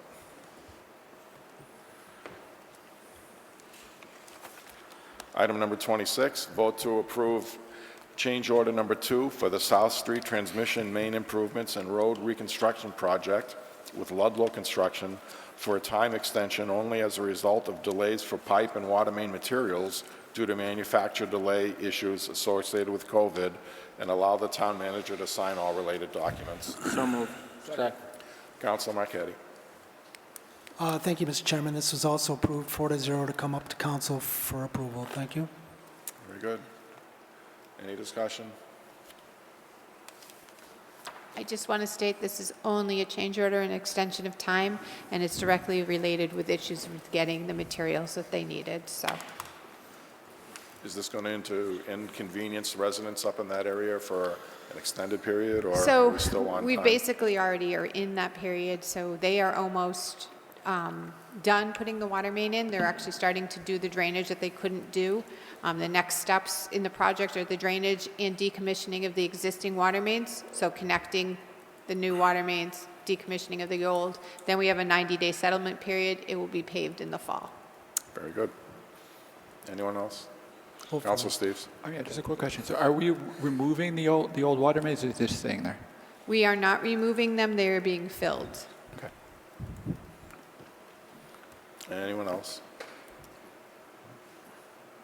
Very good. All those in favor? Opposed? Unanimous of all present. Item number 27, vote to approve road improvements of up to $1 million as proposed in the DPW recommendations for 2022 paving projects dated April 20, 2022, to include Ellis Road, Mechanic and North Street, Moon Street, and Coombs Street. So moved. Second. Councilor Marquetti. Thank you, Mr. Chairman, through you. This was approved 4-0 to send up to council for approval. I do have a few things that I wanted to say about this before we get going on it, if that's with your permission. Certainly. Last year, the town council voted on a road improvement program that was pushed by the DPW subcommittee and brought forward to the town council. And the town manager proposed a best first policy, and the council voted to bond $10 million for road improvements spread out over several years so as not to overburden the taxpayers. Now, the DPW director presented a pavement preservation list in March of 2021, and there were 4 repair methods: crack sealing, fog sealing, double microsurface, and 2-inch mill overlay. There were 58 roads on the crack seal list, 4 roads on the fog seal list, 5 roads on the microsurface list, and 18 roads on mill and overlay. 85 total roads. This year, I put the road improvement agenda on the DPW subcommittee meeting starting in March and continued to put it on the agenda at meetings through April. We received a preliminary list of 19 total roads with various road improvements. And finally, at the end of April, I asked again about the plan, and this was the plan that we ended up with: 4 roads, mill and overlay, 1 road, full depth reclamation for 5 total roads. And so I have asked why last year we had 85 total roads. This year we only have 5 total roads. I know the DPW director did say to me that if I wanted to add more roads, she would be happy to do so. It would cost us more, but I just want to say that last year the council did vote to bond $10 million and borrow, I believe we were going to borrow $1.5 million per year. I believe that was the plan. And I think last year we borrowed approximately $1.6 million, around there, for 85 roads. This year, $1 million on 5 roads. So I'd say we're about $500,000 short and 80 roads to go. So yes, I would like the town council to confirm we want to add more roads to this list. Now, at the DPW meeting, Councilor Adams did ask me that we should stick to the plan, and that's what I'm trying to do, Councilor. I'm trying to stick to the plan, because I feel this year's road improvement list is woefully short. The residents have asked me that they want their roads improved. That's what I was told on several occasions by many residents in town. That's what I've been trying to advocate for 3 years. So please, I would ask that we stick to the plan. Now, I suggest either we instruct the DPW director to add more roads to this list, till we reach our goal. If you want to amend it or send it back to DPW for change, that's fine, but either way, I'd like us to stick to the vote, to our vote from last year. And 85 roads last year, I think that we could have a list of crack sealing, fog sealing, maybe not so much, some microsurface. I realize that some of the roads this year, such as Ellis Road, is a lot more than we thought it was going to be. But we had some roads last year, like Dudley River Road, Clements Hill Road, Page Hill. Those totaled $300,000. Worcester Street was $200,000. So there were some expensive repairs last year, and we still had some crack sealing done. So all I'm asking is that we stick to the plan that we voted on last year, and we add crack sealing, at least crack sealing, to this list. I would also like to know, as we get into this, how much we have left over from last year. But I will give the DPW and the town manager, DPW director and town manager a chance to speak to this issue. Thank you. Chairman, if I can speak to the crack sealing. We have an existing crack sealing contract, and of the roads that were on the crack sealing list last year, not all of them were completed. We ran out of time in the season. We told them we still had this excess money and that we're going to ask them to try to do those roads before their contract, or maybe even extend their existing contract another month or two to allow them to do the around $60,000 worth that we still have in crack sealing. In addition, I will be coming to you with an additional transfer that I am going to recommend that you put into your roads fund, but you don't borrow. That additional transfer will be from the snow and ice account. That number is still being determined, but it will be determined and brought to your subcommittee and recommended to also go into funds for crack sealing or potential other road costs. But until that time, we picked a number and a manageable amount of roads that we could do this year, that could be done this year. You're also facing being short in staff in that office. I don't think it's wise to overburden that office with being down a whole person when you already have multiple complaints regarding additional oversight.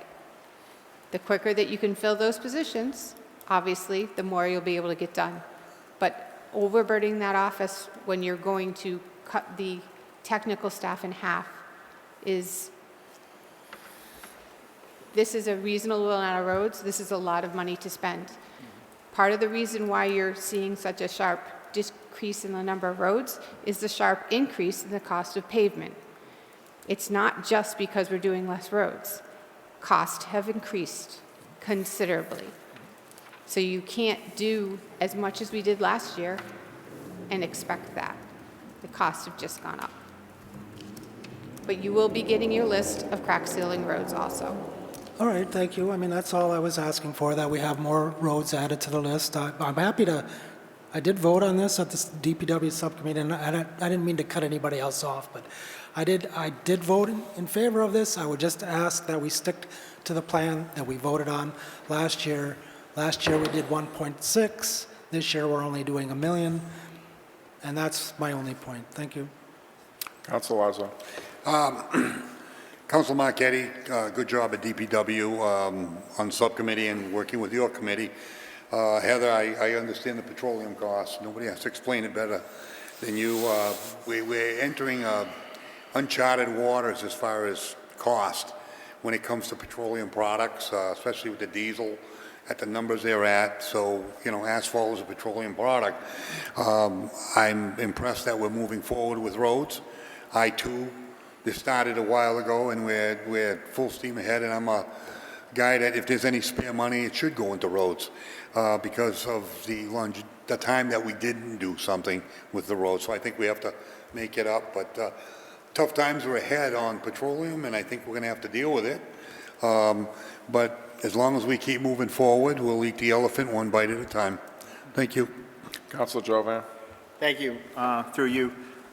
Just commend the DPW subcommittee for keeping these roads up that, and I do think we should continue to push for the roads. I welcome the DPW director's comment about using the snow and ice. I think we talked about that when the town manager first got hired, about some thinking outside the box about how to get some road. So we'll get that as far as crack sealing. I think that we all like to have more roads done, and I know the townspeople would, but I think we really have to take stock of what we have on the books right for this season. South Street, West Street's gonna start, those three roads, that's, and we asked for oversight, and and we all know the issues that we've talked about on Main Street that's gonna have to be rectified. So I think we have a very ambitious season this year, and just continue marching on the roads like council allows us at one bite at a time. But I don't want to overtax that department where we're not getting things done right because we're being too overambitious. And I really think that we really have to also reach out to the state to ask for some more funding. They have a lot of money, pockets of money right now on the state. I think as a council, we'd be better off rather than overtaxing DPW to try to get those roads done, to start advocating for the town and saying, we want our bite at the apple on these roads. When you continually fund Chapter 90 at the same levels over these years, and you have $1 billion, $2 billion surplus money coming in over what you budgeted, the state needs to step up and start with some of our infrastructure. So I think do a combination of advocacy for our town for additional funding and oversight on these roads. And I think the town, again, Main Street, we got to fix that problem and do these other roads. And the town's seeing things being done. So I know individuals that I talked to that some of the roads that we've done are very happy with those. On the town side, what the DPW did last year on your roads plan, individuals are very happy with the quality of that work. And we just have to keep marching on. The problem didn't start overnight, and we're not going to fix it overnight. But we have a plan, and that's the most important thing, is we have a plan and stick to the plan. So look forward to that, Madam DPW Director. Thank you. Councilor Ryan. Thank you, Mr. Chair, through you to the Director. I just want to say, first of all, thank you for that info about the snow and ice removal. That's very helpful, and that's money that we'll be using because we saved it in the last year, and it's extra money we'll be saving because we won't be borrowing it. So it's an additional savings to the town, so thank you for that. Everyone's always saying, let's use any extra money we got and put it in infrastructure. Let's put it in our roads and our bridges. And you're taking the lead on that, and I thank you for that, and I thank the DPW subcommittee for continuing to do the work at that level to come up with the list of roads that are in need. These are clearly roads in need. Anybody who's been looking or knows that the amount of work that has to go into these roads will be quite a bit. We have a bunch of projects that we're doing. We have a department head who's been here forever who's now leaving, and we're going to have someone new stepping in. So I think this is a perfectly balanced approach to make sure we continue to work on the plans that we have made as a council, while at the same time not overburdening the department that's clearly understaffed and needs more support. Thank you. Councilor Adams. Thank you, Mr. Chair. First of all, thank you to the subcommittee. They continue to push for the road constructions. I do know, Heather, you had brought up about the increase in costs. You also brought up about mill overlay, crack sealing, everything that evening at the same time. So that it wasn't added there. You were just waiting for you to recertify those funds. And I believe you brought that up at the DPW meeting. My only concern is, though we authorize the town manager to borrow up to $10 million, you're never going to get all those road projects done in that period of time that you need to get them done, and your tax level your rate's going to go out the roof. So my concern is stick with the plan that continues to do the pavement management plan, but don't break the residents of this town on a tax burden that we can't even get some of these roads fixed with, even if we borrow $10 million. So I think we have to be prudent when it comes to the taxpayers itself. And I think every counselor up here, probably the counselors or the individuals that are running, the town manager, DPW director, we've been hearing about the roads since I got into this town, and every time we talk to somebody, you see the road issues, and it's slowly getting better, but unfortunately it's slow. and we have to just compete that way. And I think we continue down this road through the DPW subcommittee and working with the new DPW director down the road and along with the town manager, we're going to be in great shape as we move forward. I just don't want to break the bank by borrowing $10 million in 1 year for, I don't want my taxes going that high, but I appreciate it. Thank you.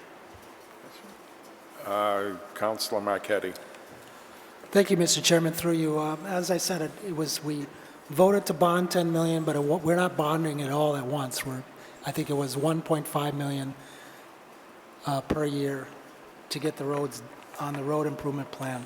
I would just like to add one thing. I did have some residents who live on Gulpwood Road, and I'm a little disappointed we can't do Gulpwood Road this year, but I do feel that if we do get the federal infrastructure money that is coming this way, and the DPW director did suggest, and I thought it was a good suggestion, that we make Gulpwood Road a priority for the next round. So I'm looking forward to seeing the list. Thank you. Councilor Steves. Just a quick observation. I agree with pretty much what everybody has said so far, and I've been in favor of getting these roads on forever. It would be nice if we had, a $10 million on hand that wouldn't total the taxpayers' budgets, because we do have a zillion other things that we do need to pay for, and that needs to be a concern. But I just wanted to point out, we were talking a few minutes ago about the cost of asphalt, and just in this fiscal year alone, since January, a ton of asphalt has jumped from $555 to $680 to $250. Just this year alone. And that's according to the state's DOT website. So this is not cheap, and if the situation keeps going the way it is in world affairs, the prices of oil will go up, continue going up, and the prices of asphalt will follow suit. So ironically, getting this stuff done as fast as we can would be better, but obviously it takes a while to do any of these projects, so it's not going to happen quickly. Mr. Manager.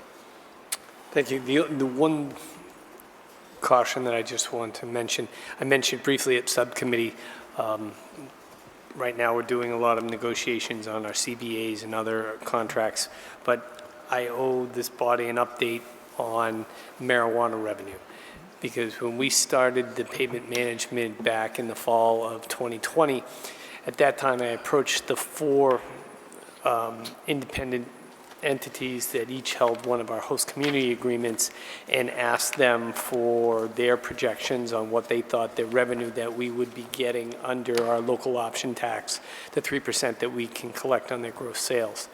And speaking with Ms. Harnois and looking at the numbers that have come in and knowing what I know from my regular contacts with these various entities, 2 of them, one of them has really not materialized at all. The other one's made a good effort and is stalled due to COVID. The third one opened their doors at the end of winter last year, 2021. And there's only one other that's really been up and running as they projected they would and bringing in the revenues that they thought. So based on what they had told me, now closing out the end of FY 2022, we should have received, based on those projections, close to $1 million. And to date, we're coming up to about 25% of that, because 2 of the entities haven't earned a dime yet. And, that may be through no fault of their own because of what's happened with the pandemic. It affected how people got their investments and their backing. One of the others, as I said, came online a little later than they thought. But, I'll continue to get updates from them, but I can tell you that the revenue that's been coming in is not nearly what they anticipated. So that's another reason just to be a little bit cautious before spending too much, because we were hoping that that money was going to come in stronger. And the other comment that I heard from at least one of the operators is, because there are so many people, you can see all the billboards when you're traveling now, the market is getting saturated. So the projected revenue they thought they may see years down the road may be altered as well. So they aren't anticipating the huge gains that they once thought, because more and more people are getting licenses. So just something to bear in mind, and I'll endeavor to get that either by the budget presentation, vote that evening or the first meeting in June. Very good. Very well. All those in favor? Opposed? Unanimous of all present. Thank you, Heather. Thank you. Item number 28, vote to approve the proposed job description for the IT director position. So moved. Second. Councilor Ryan. Thank you, Mr. Chair. Through you, both this and agenda item number 29 were approved 5-0 unanimous of the subcommittee.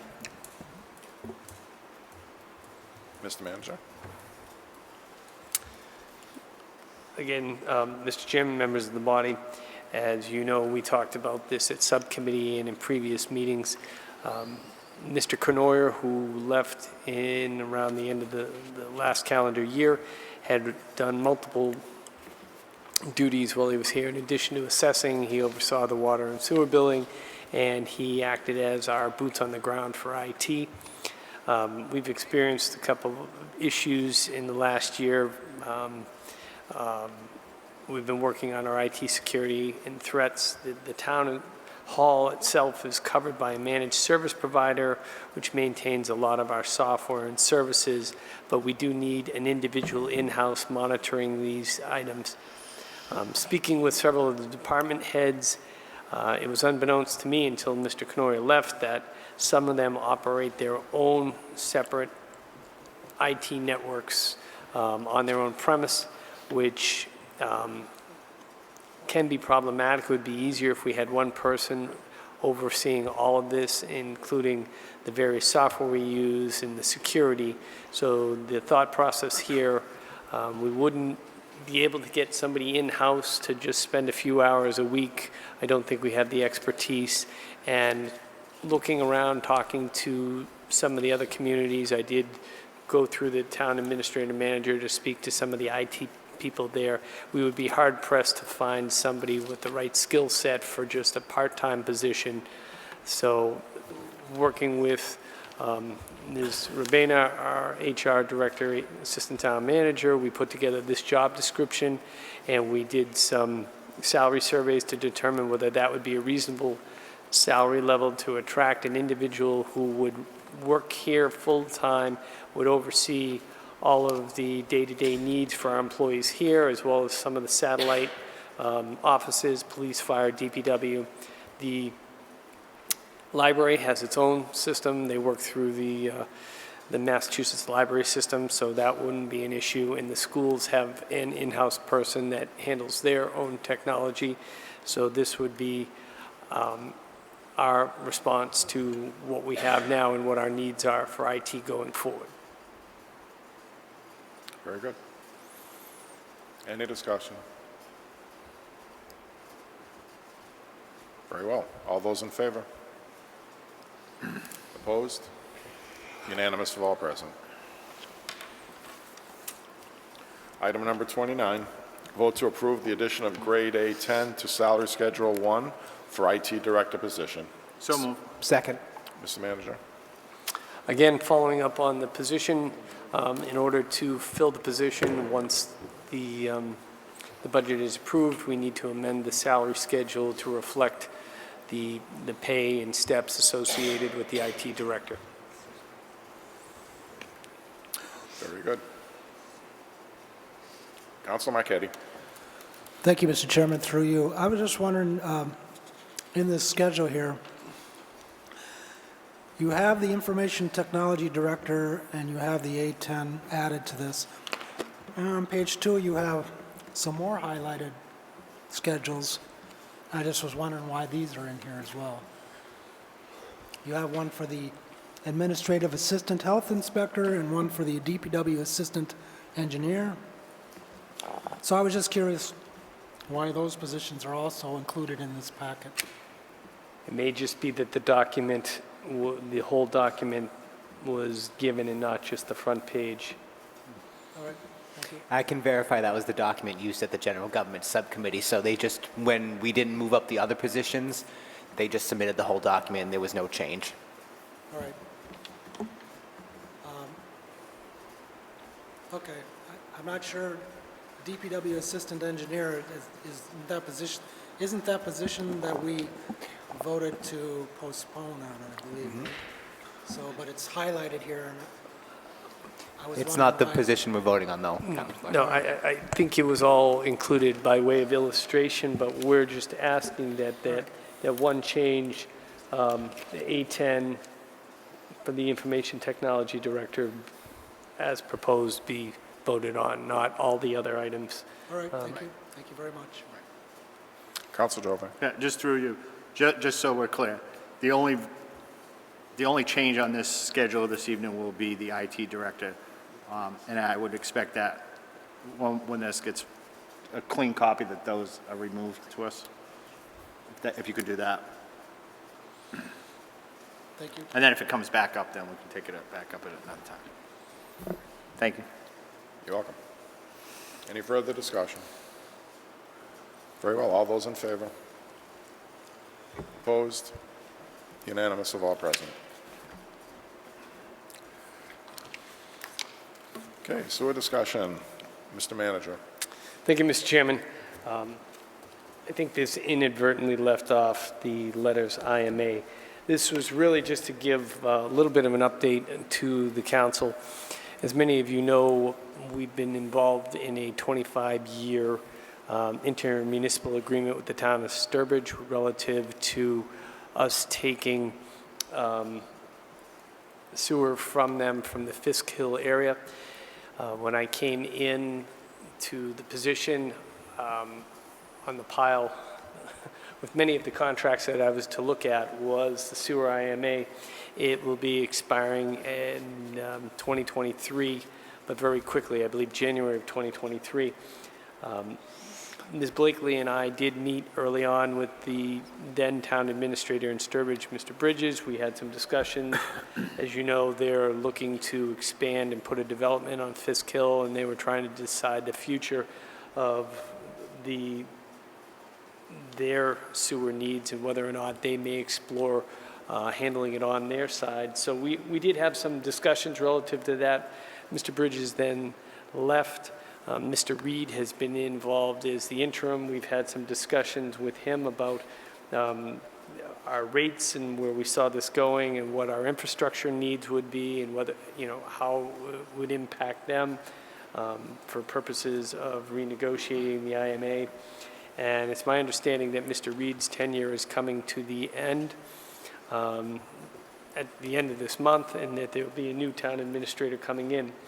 The interesting twist here is that both towns have KP Law as counsel, and KP Law really cannot represent both towns in a negotiation. And as some of you may know, and I have come to learn, that this agreement ended up in potential litigation about 10 or 15 years ago because of issues with the rates, and an amendment was worked out. And, there's some issues as to whether or not we'll renew this and for how long and whether they're going to go forward and build a pump station. But they have decided that, both communities could decide to use the same council, or both communities could go and get their own council. And it's my understanding now that Sturbridge is not going to go with KP Law. So typically where we already have KP Law as our counsel and there's a conflict, they recommend to both sides appropriate municipal counsel. We also use Meade, Tellerman, and Costa for our special counsel. So I have asked KP Law for a recommendation. I'm going to see who they recommend, but I may be coming back to this body asking for authorization to use special outside counsel to assist with the negotiation of the future of this IMA. When it expires, the current contract language, as I have reviewed it along with Ms. Blakely, it continues year to year until such time as a new successor agreement is negotiated. And there is also a provision in there currently that says there needs to be a 3-year termination notice given if somebody wants to just do away with the contract. So The issue on the table is really the timing, what Sturbridge's plans are, and how we would transition out. So that's what the crux of the IMA negotiations will be. But if they're going to get alternate counsel, we may have to get alternate counsel as well. So I'm looking for some recommendations, and I will present it to the body at the next meeting, but I just want to make you aware that that has been ongoing, those discussions, but given the change in their town administrator, as well as the conflict with KP Law, we may need to bring in an outside firm. And so that's really all the discussion. It was more of an information, but I just wanted you to be aware. Very good. Okay. Yes. Yep. All set? I just have Councilman one Marquetti. question. Thank you for the explanation on that, but I do think in the future, when you have an agenda item, I shouldn't just say sewer discussion. I had no idea what this was about. I thought I maybe totally it was concur. a mistake or something, but Yep. thank you. Thank you for the explanation. And the reason it probably didn't get a lot of detail was I got the call about 5 minutes before the agenda from the administrator over in Sturbridge to let me know that they were going to wind up getting separate counsel. And it happened in my meeting with the chairman and the vice chairman, and I yelled, I got the okay from Chairman Daniels to add it, and I literally yelled, I said, I need something on the agenda for the sewer IMA discussion. And I just wanted to make you aware of where I was going, so. Thank you. Very good. Okay, council's form. Council Marquetti. Thank you, Mr. Chairman. Seeing that the town manager is having further discussions with Lynch concerning Main Street, I'll hold off on discussing that tonight. It was an interesting walkthrough, though, quite an eye-opener. I did get a call from a constituent concerning her cable bill. I know there's not much councilors can do about the cable rates, especially since we don't have we're waiting on a new cable contract, so it's been over a year since the contract expired. We need to get some protection for the citizens from these increasing cable rates. So as it stands now, there's no negotiating anything, so I'd like to see some progress towards a new cable contract. Also, to the town manager, I'm inquiring about what's going on with the town hall carpets. Haven't heard anything about that recently. The town what? I'm Sorry, I'll back it up a little bit. I did hear No, I heard everything up until the town manager update on town what? the town hall carpets. Yes. I did hear a couple weeks ago that someone had been contacted. There's some interest in it, but I would just like an update on that, if you could provide me one. Also, that I'm sure everyone knows, the Friends of Jacob Edwards Library is having a book sale this weekend, Friday, May 13th, and Saturday, May 14th, 9 to 5 and 9 to 12. And I know it's a little early, but I just want to let everyone know that the Morris Street yard sale is coming up on June 11th. So that's all I have. Thank you. Very good. Councilor Steves. Thank you, Mr. Chairman. The first thing I wanted to ask is, at the last council meeting, I had asked about an update for Hunter's Ridge, and I never saw anything in my email about that, so I wanted to bring it up again. Okay, I have not had an opportunity, given the multitude of meetings and negotiations I've been in the last week, but I will get something out to you. I will talk to the DPW director about that. Mr. Chairman, update on what? Hunter's Ridge, where Hunter's things Ridge. stand as far as that goes, because that's been in limbo for a long time now, and I need your hearing aids, Councilor Down. a couple of other things. One is that I wanted to mention that Councilor Steves, you look away when you, I don't want to give you a hard time, but you look away and I cannot hear you, and neither can Councilor Adams. I will hold my notebook this way then. You're correct. Thank you. I just wanted to also point out that the candidates forum for the town council race this year is going to be May 31st at 7 here at the dais, with a Q&A with the town council candidates and brief introductions to the school committee candidates. They're actually, since there's no race there, they're not actually having a forum per se, but they'll have a chance to talk a few minutes. Again, that's going to be the 31st at 7 here at the council chambers. I also wanted to point out that the last day to register to vote is May 25th, with the election on June 14th.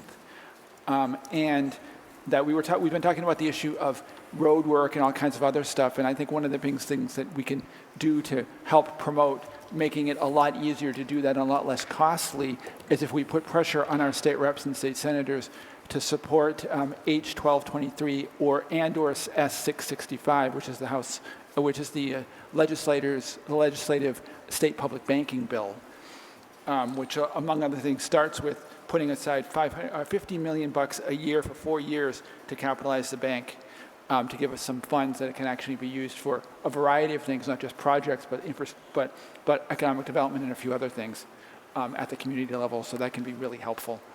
And lastly, I also wanted to mention that for those of you who have relatives, or if there's anybody still around in our community who served in World War II, today is Victory Day in Europe.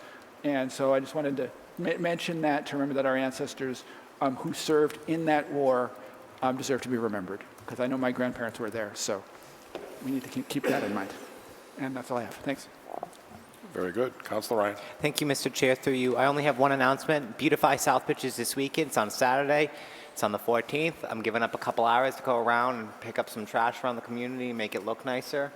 I'm hoping to see a whole bunch of new faces, hopefully a little bit more since the pandemic is now dying down since its peak last year. So look forward to seeing everybody out on Saturday. That's it, Mr. Chair. Very good. Councilor Lazo. A couple of things. Cable TV, I got some calls from cable TV also, and it's mostly elderly, above 70. The rate goes up. I don't know, TM, if we can negotiate it where over a certain age does not get a rate hike and spread the pain below age, say 60 or 70 years old, where they're in a fixed income situation, and everything seems to be squeezing them. I mean, for people that can adjust their income or have access to extra work or something, that's one thing. But the thing that always, the phone calls that I'm getting are like, the elderly are getting hit with it, and I think maybe if we could get some creative negotiations for the elderly. I mean, nobody wants the rate to go up at all, but that's, in the real world, it's going up. But how we spread the pain on cable, if we could alleviate the pain off the elderly and have a cut line of a particular age group of elderly that would not be touched at all, would do a good service for some of the elders in the town of Southbridge. As I suggest that moving forward, let's see what we can do. I'd like to thank Maureen and Gus and the people that are going to put the debate on. Everybody was wondering, they all look around for the old Woman League of Voters, the Democratic Republican Town Committee. The democratic process in the town of Southbridge, you need to have a debate. It needs to be televised to see the candidates and to put up the candidates that do make the decisions that control the future of Southbridge. So I think I commend you both. Looking forward to it. Any help that you need, I'm out here. Tonight we talked about department heads and trust and process and procedure. Going forward, we always try and better ourselves all the way around. Trust and verify. Don't just take it for granted that everybody is doing a fine job. If you can't identify a problem, how can you correct something? So moving forward, I'm looking forward to the process, as we call it, in things like appointments and various other things that the charter is pretty explicit about. But again, tonight, we moved the question. It was quick. Depending on the priority, would depend on whether you skip a subcommittee. You don't want to wash the subcommittee, though. It's part of the government, and I don't want to go, oh, don't worry about it, let's just get the job done. I am a guy that moves the agenda. I agree with some of the councilors here that if it is an emergency, you don't want to wait. You want to get it done, because you're going to end up having problems later when the road isn't paved correctly or something's wrong because we delayed it at this level. So I think we have to weigh the balance of the situation on an individual basis to be fair to the project and to be fair to the structure of our government, as subcommittees are very important. And I thank you very much. Very good. Councilor Dow. Nothing at this time. Thank you. All set. Councilor Jovan. I'm all set this evening. Very good. Vice Chair Adams.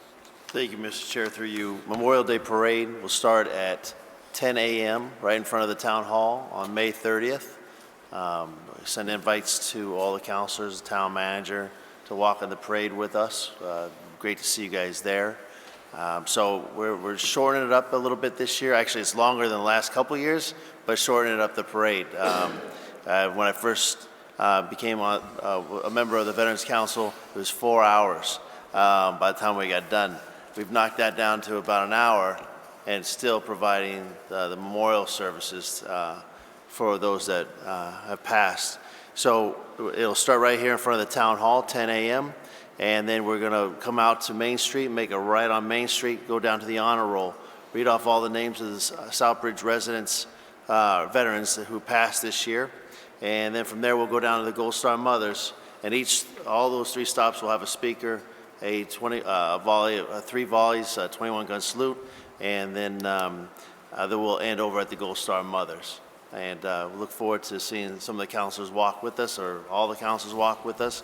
We really appreciate it if you could. And we look forward to all the residents coming out. We will be handing out flags that day, including poppies, and our Grand Marshal for the Veterans Council will be Mr. Bill Rivenrider, a Navy veteran, and look forward to him and riding around in the golf cart. So thank you. That's all I've got. Agenda item number 32, discussion of the next meeting date, which will be Monday, May 23rd, 2022 at 7 p.m. here in the dais. It's going to be a busy meeting. Thank you, Mr. Chairman. I just want to point out 2 councilors had asked about cable, and it's not for lack of trying on the part of me and our council, Attorney Hewig. We have sent strongly worded messages to our representative at Charter, and we routinely reach out and try to get them to come to the table. We pointed out a lot of the things that they have yet to fulfill, and we provided our ascertainment needs as to why we justify what we're looking for, and we've also included in that the issues for the seniors and the discount on their rates. So I did get an email just the other day.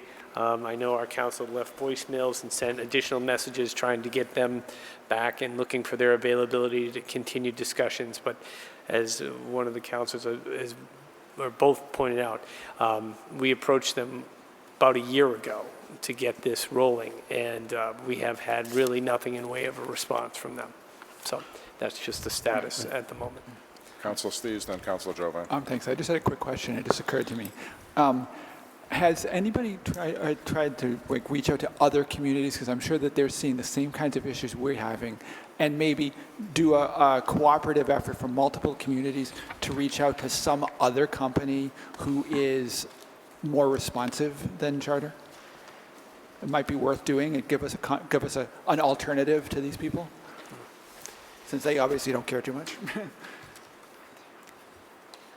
I don't know if we could get an alternative provider into town, but the thought of maybe reaching out to other towns to get bargaining power as a coalition might be of interest. So, point well taken. Councilor Jovan. Through you, similar point, I just want to, through you, the town manager, about reaching out to other towns that are in contract negotiations, and if there is a group of towns that are having similar problems, if there's any help through either the FCC or whoever regulates this company, that perhaps we can get a collaborative approach to go after them because of their failure to respond. Because there is some bad faith now on their part as a company, and pursue any litigation or whatever as a group. I don't want to spend money on litigation, but if there's cooperative towns that are having same issues with this provider, and I think I've read there are some that they're just not responsive, to consider a coalition to pursue some kind of action to bring them to the table or resolve or explore other options. Thank you, Mr. Chairman. Very good. Item number 33, Vote to enter into executive session pursuant to Mass General Law, Chapter 38, Section 21-3, to discuss strategy with respect to collective bargaining regarding all collective bargaining units, which if discussed in an open meeting, may have a detrimental effect on the bargaining position of the public body. So moved. Second. Roll call, please. Counselor Adams? Yes. Counselor Daniel? Yes. Counselor Dow? Yes. Counselor Jovan? Yes. Counselor Lazo? Yes. Counselor Marquetti? Yes. Counselor Ryan? Yes. Counselor Steves? Yes. Town council will adjourn from executive session and will not reconvene in open session.